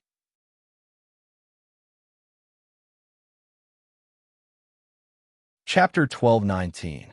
A big brother Qin Chongqing and the others didn't have to think of the worst. They just had a plan for the worst. They could prepare for it in advance. When the worst happened, they wouldn't be caught off guard. So Qin Sheng could understand what his uncle was thinking. Now that Qin Sheng thought about it, at least the Chun family did not blame him and the Qin family for this matter. Just as what he had discussed with the Chun family's big brother and the fourth master later. The Chun family had done so because they had no choice and it was only for their own interests. However, the Qin family didn't want to be cut off from the Qin family. Therefore, the current situation wasn't what everyone wanted to see. Therefore, the fourth master chose to reconcile with the Qin family. Perhaps he had this idea from the beginning. After all, the Qin family and the Qin family have been friends for so many years. There was no need to make things like this. Moreover, he was old and didn't want to fight for those interests anymore. Now that the fourth master was gone, everything was ashes to ashes. What was the point of those grudges? When he arrived at the company, Qin Sheng's mood was still somewhat heavy. His sister had also arrived at the company. Qin Sheng saw that his sister seemed to be in a somewhat bad mood. Although fourth master had parted ways with the Qin family, this uncle had always doted on her all these years. Of course, Qin Sheng didn't know this kind of feeling. After all, he didn't get in touch with the fourth master until he returned to the Qin family. Unlike Qin Ran, who had been staying in the Qin family all the time, the fourth master had watched her grow up. "Sister, when did you come?" Qin Ran greeted Mr. Ding and asked. Qin Ran's eyes were a little red. She asked in a low voice. You called me yesterday. Did you hear the news? Qin Sheng didn't know that his sister had already heard the news. Now it seemed that she had known it not long ago. Well, I thought you knew. Qin Sheng sighed. Qin Ran did hear the news, so her eyes were red. Qin Ran was a little sad as she said, Qin Sheng, although there have been some grudges between our family and Master C in the past 2 years, it's all about our father's generation. I hope you don't hate Master C, because without Master C, our family wouldn't be where we are today. The reason why Dad can have his current achievements is because Master C did his best to help him. Sister, don't worry. I understand. This is a different matter. Qin Sheng gently hugged his sister and said. Qin Ran seemed to recall the past and said, Father was busy in the past. On weekends, there was no one at home, so Fourth Master took me to his house. Every time he went abroad or went on a business trip, he would bring me gifts. When I was in college, he often invited me to dinner. Fourth Master bought me a lot of things for me. He said that he didn't have a daughter, so he regarded me as his daughter. Qin rants. Fourth Master, Sheng, I'm master as his brother. For his master. For his father. For his Qin. I haven't visited him in the past few years. I really regret it, Qin Ran said, feeling wronged. Between her father and Fourth Master, she would naturally choose to stand on her father's side. But now that Fourth Master had passed away, what was the use of all that? Sheng, I, sister, I family I Sheng. Sheng I, master, I. After comforting his sister, Qin Sheng walked to Mr. Ding. Hearing the news, Mr. Ding sighed. He has experienced many ups and downs in his life. He has no regrets. Qin Sheng believed that Fourth Master's friends and opponents would think highly of him. This was Fourth Master's charisma. Otherwise, why would those big families respect him so much? Your father will be sadder, Mr. Ding said thoughtfully. Qin Sheng thought of the old man, who seemed to have no desire. He shook his head and said, Maybe. Where are you going to Sanya? Mr. Ding asked in a low voice. Qin Sheng thought for a while and said, Maybe the day after tomorrow. We should not trouble them these days. They are busy. Send a wreath for me when the time comes. My brother treated me well in those years. Although we had different ideas, I still respect him from the bottom of my heart, Mr. Ding said sorrowfully. After all, they were friends who had worked together for many years. Although it was not appropriate for him to see him off, he should send a wreath. Qin Sheng nodded and said nothing. In a special place in the western suburbs of Beijing, Qin Chang'an, who had been locked up here, was a little lost today. He did not eat or drink, staring out of the window in a daze. This was completely different from his previous state, because one of his big brothers, a good teacher and helpful friend, a close brother, had passed away. When he heard the news, Qin Chang'an seemed to have aged a lot at that moment. Brother, friend, opponent. They loved and hated each other, but no one really hated each other. Qin Chang'an had imagined that if they met again one day, they could still laugh and talk happily like when they were young. He still remembered how high-spirited he was when he first met this big brother. He was one of the best among his peers, and his peers seemed to look up to him. He had a special kind of charisma that brought everyone together. At that time, he admired his big brother, thinking that one day he could be like him. But at that time, they did not have much contact. When they talked about everything, it was the lowest point of his big brother's life. They had a lot of like-minded ideas and common hobbies. So they walked together without hesitation and began a journey that lasted more than 20 years. Along the way, there had been ups and downs, bumps and turns, all the way until the most glorious moment. They had gone through what they should go through, but they did not expect that they would turn against each other when they were old. Maybe this was what outsiders thought, but they did not hate each other in their hearts. They just wanted to prove that each other's thoughts were wrong. It seemed that if one of them bowed to the other and admitted his mistake, they would meet again and forget the grudge with a smile. But they were all proud people. No one was more proud than the other. It seemed that they had never bowed to each other in their lives. When they were old, they were more likely to bow to someone. They wanted to compete with each other to see who could laugh in the end. But they did not expect that in the end, no one bowed to the other, and this big brother passed away. It seemed that he was holding on to his last pride in this way. He was gone, and everything was meaningless. Qin Chang'an was a little sad because he did not have the chance to see this big brother off or see him for the last time. He was also a little disappointed. He was disappointed that he had been here for several years, but this big brother had not come to see him. Perhaps after seeing them and talking cheerfully and wittily, those trivial matters of the past would become like smoke in the eye. But it was a pity that things had come to this, and he had no choice. Fourth brother, have a safe journey. Qin Chang'an could only murmur to himself. In the next 2 days, it seemed that this big circle was talking about the sudden death of the fourth master. This news was indeed too sudden. After all, the fourth master was still young in everyone's eyes. Why did he suddenly pass away? Even many ordinary people were talking about the old news and trivia about the descendant of a famous family in their spare time. Many families and big shots in Sijia City who were close to the Chun family or had previous dealings with the Chun family set off for Sanya to see the fourth master off. Some of them could not be there in person, so they sent their juniors or asked someone to send a wreath to show their sincerity. Although the Chun family was not as glorious as it used to be, the fourth master was still the fourth master. After so many years, he had accumulated a lot of connections. Moreover, the Chun family was the descendant of a famous family, which could not be compared with ordinary families. On Wednesday afternoon, the Qin family also set off for Sanya to see the fourth master off. Compared with other families, this time all the members of the Qin family were there, led by Qin Changxing and Zhao Anji. The two juniors, Qin Ran and Qin Jing, followed by Qin Sheng and Song Ruyu. This was respect for the Chun family, and also to let everyone know that the relationship between the Chun family and the Qin family was the same as before.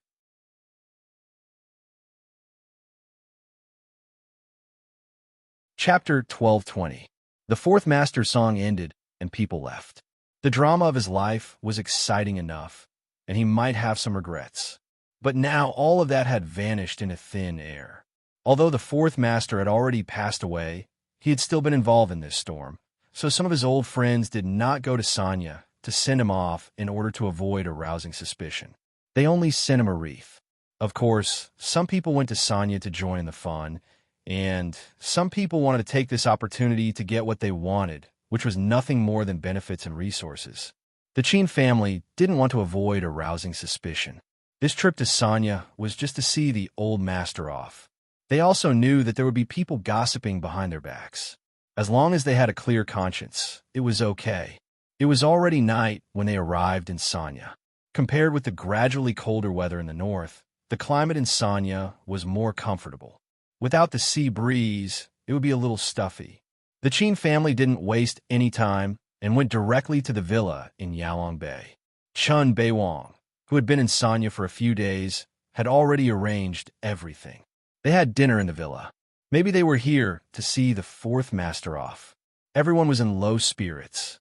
No matter what kind of grievances the Qin family had with the fourth master, it was all gone with the wind with the death of the fourth master.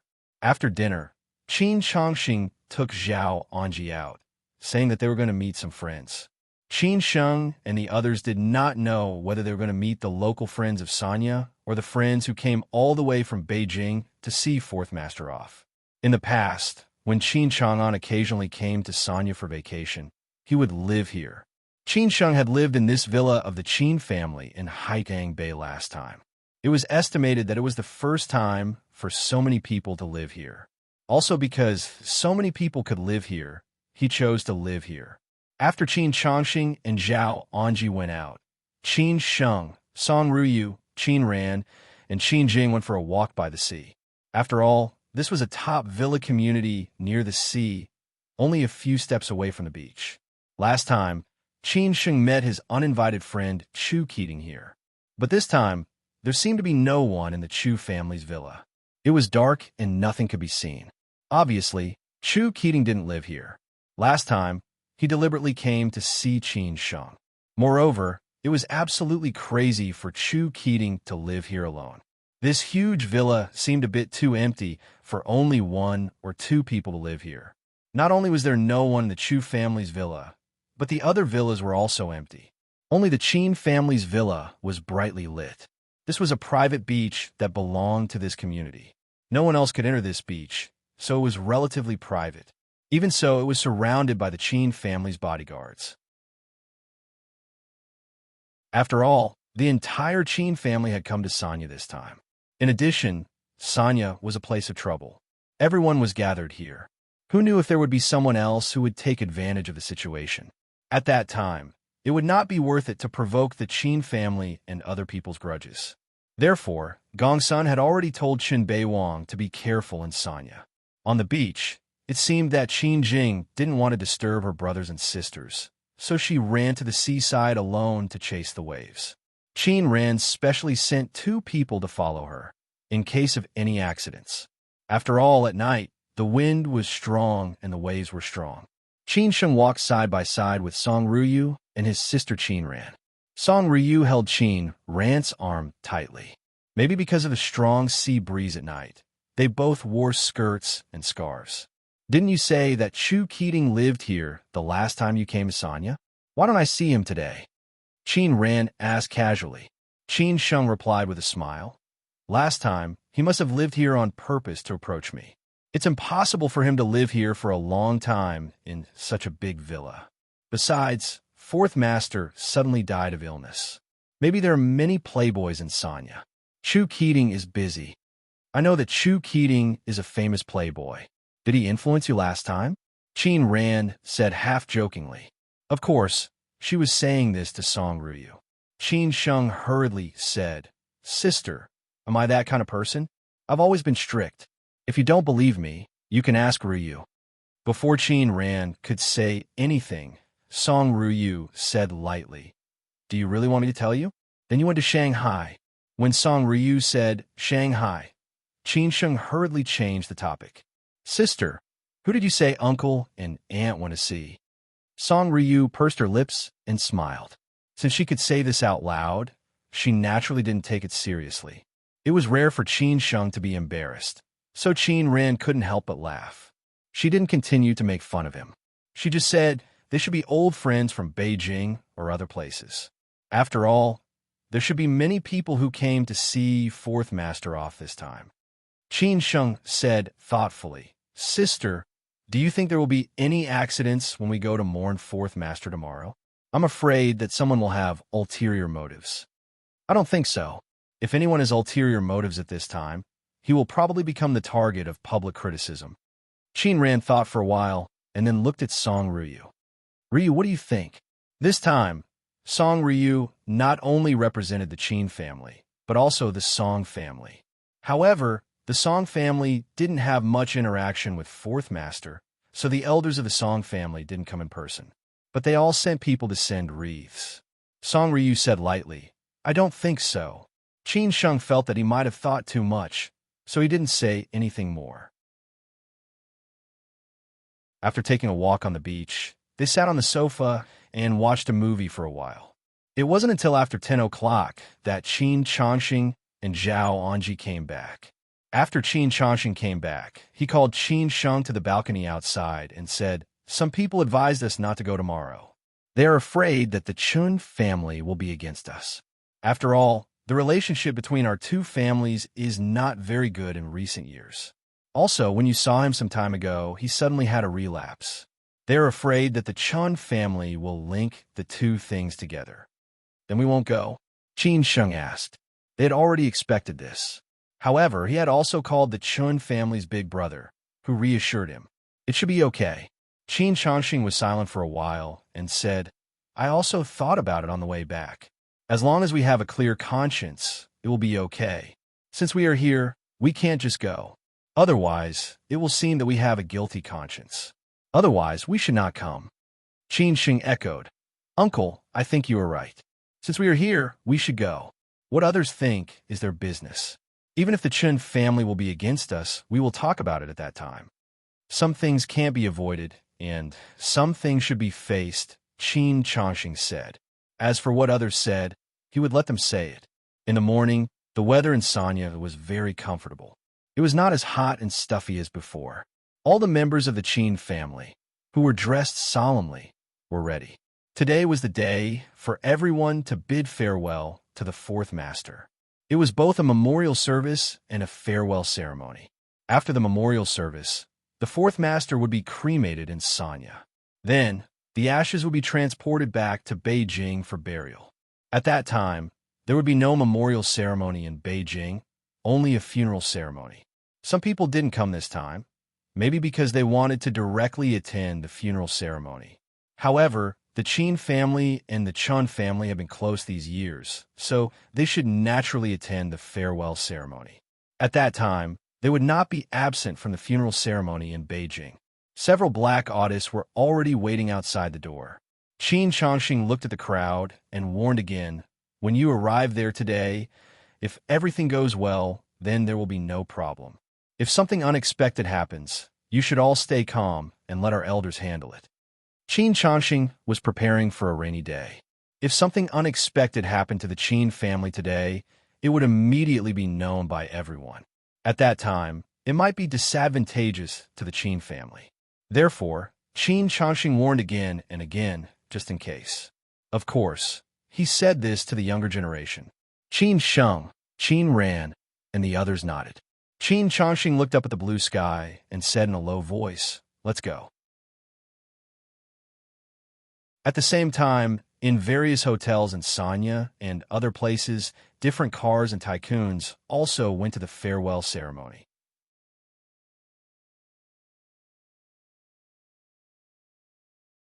Chapter 12:21. A positive response. The sun was shining brightly, and the breeze was blowing gently. Occasionally, a few white clouds floated by, but they disappeared in a flash. It was a nice day. Qin Sheng rolled down the window and let the breeze blow on him. The sad atmosphere seemed to be blown away. Qin Sheng and Song Ruyu were in the same car. Song Ruyu held Qin Sheng's hand tightly and stared at him for a few seconds, as if she was trying to guess what he was thinking.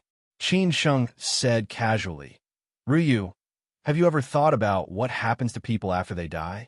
Do they really enter another world and look at this world from another angle? Or is it that death is death and there's really nothing left?" Ruyu asked casually. Ruyu nodded. This question seemed very profound, but it also seemed to be very common, as if everyone had thought about this before. Qin Sheng had experienced life and death several times and thought about it many times. Song Ruyu thought for a moment and replied, "I always think that people die and nothing else." She was a firm atheist. Sometimes I also feel that way. But since I was young, Grandpa told me that it was not like that. He seemed to be able to see through a person's past, present, and future life. So Grandpa also seemed to be very indifferent to everything. He was so desireless, Qin Sheng said faintly. At the same time, he thought of those childish topics that he had asked Grandpa about when he was young.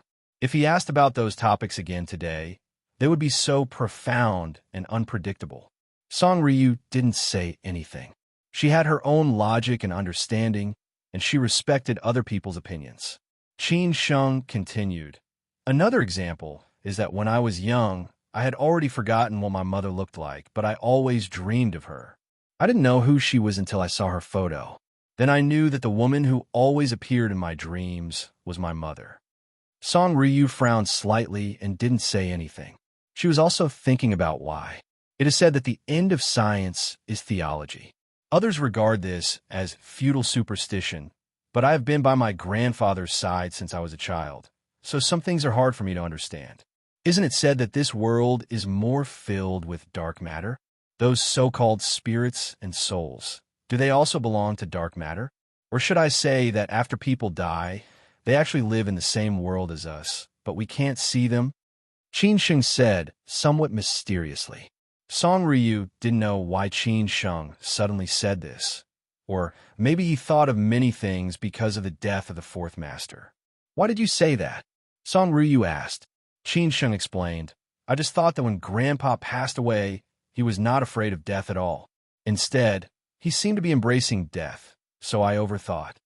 Song Ruyu said softly, "Don't say such things to others in the future.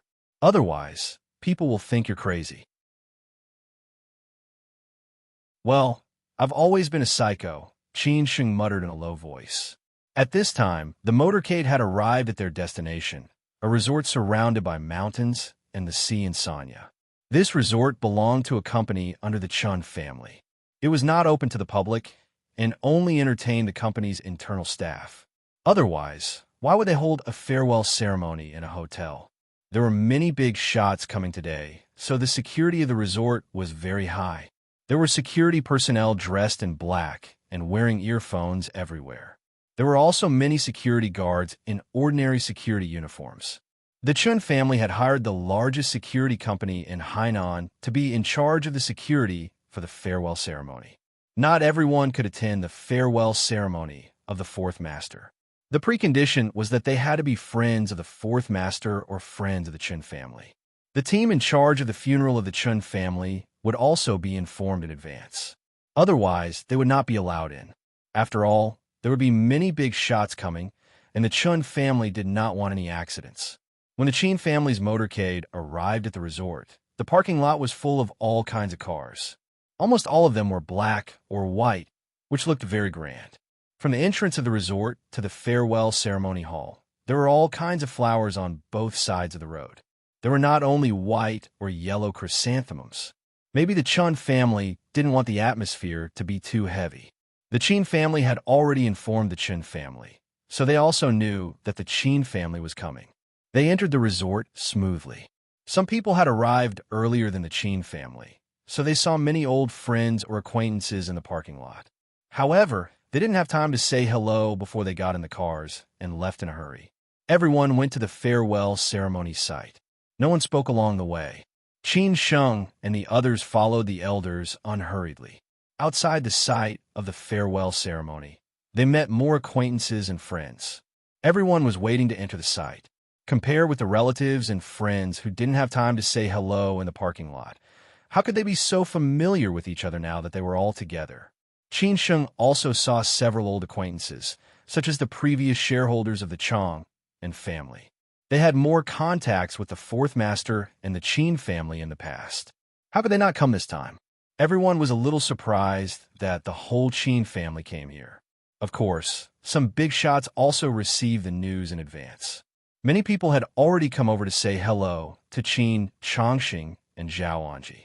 Although Qin Chongqing had been a monk for many years, he knew many old friends. He had also contacted a lot in the past 3 years, so they got along well with each other. Maybe because of the sensitive identity of the Qin family, or because today's occasion was different, they didn't come over to say hello. They just nodded at them from a distance. Qin Sheng, Qin Ran, Song Ruyu, and Qin Jing just followed the elders to greet the other elders. As for the friends they knew, they could only make eye contact. After all, with so many elders present today, there was no chance for the juniors to speak. At this time, someone who was not very harmonious suddenly came over and directly scolded. How dare the Qin family come to see the fourth master? If it weren't for the Qin family, would the fourth master suddenly die? This voice was very harsh. Moreover, on such a sensitive occasion, it was easy for the Qin family to become the target of public criticism. Although many people knew about the things between the Qin family and the Chun family, how many people knew the inside story? Moreover, who knew what the fourth master's death had to do with the Qin family? This sentence directly led all the topics to the Qin family. In an instant, the Qin family became the focus of all the people present. Some people didn't understand it, but thought it was awesome. Some people were waiting to see the fun, and some people frowned. What was supposed to come finally came. The one who spoke was none other than Zhe Yuan, who had been close to the fourth master these years and had rushed to Sanya as soon as the fourth master died. He was also the one who knew the resentment between the Qin family and the Chun family the most. Of course, he had the biggest opinion of the Qin family. He had long known that the Qin family would come today, and he was full of anger. Now he was just waiting for the Qin family to show up. Zhe Yuan, what do you mean by that? What's the occasion today? Mind your words and actions. As the representative of the Qin family, Qin Chongqing naturally stood out and said, Zhe Yuan, who was wearing a black suit with a white chrysanthemum pinned on his chest, said calmly, Brother Chongqing, don't you know what I mean?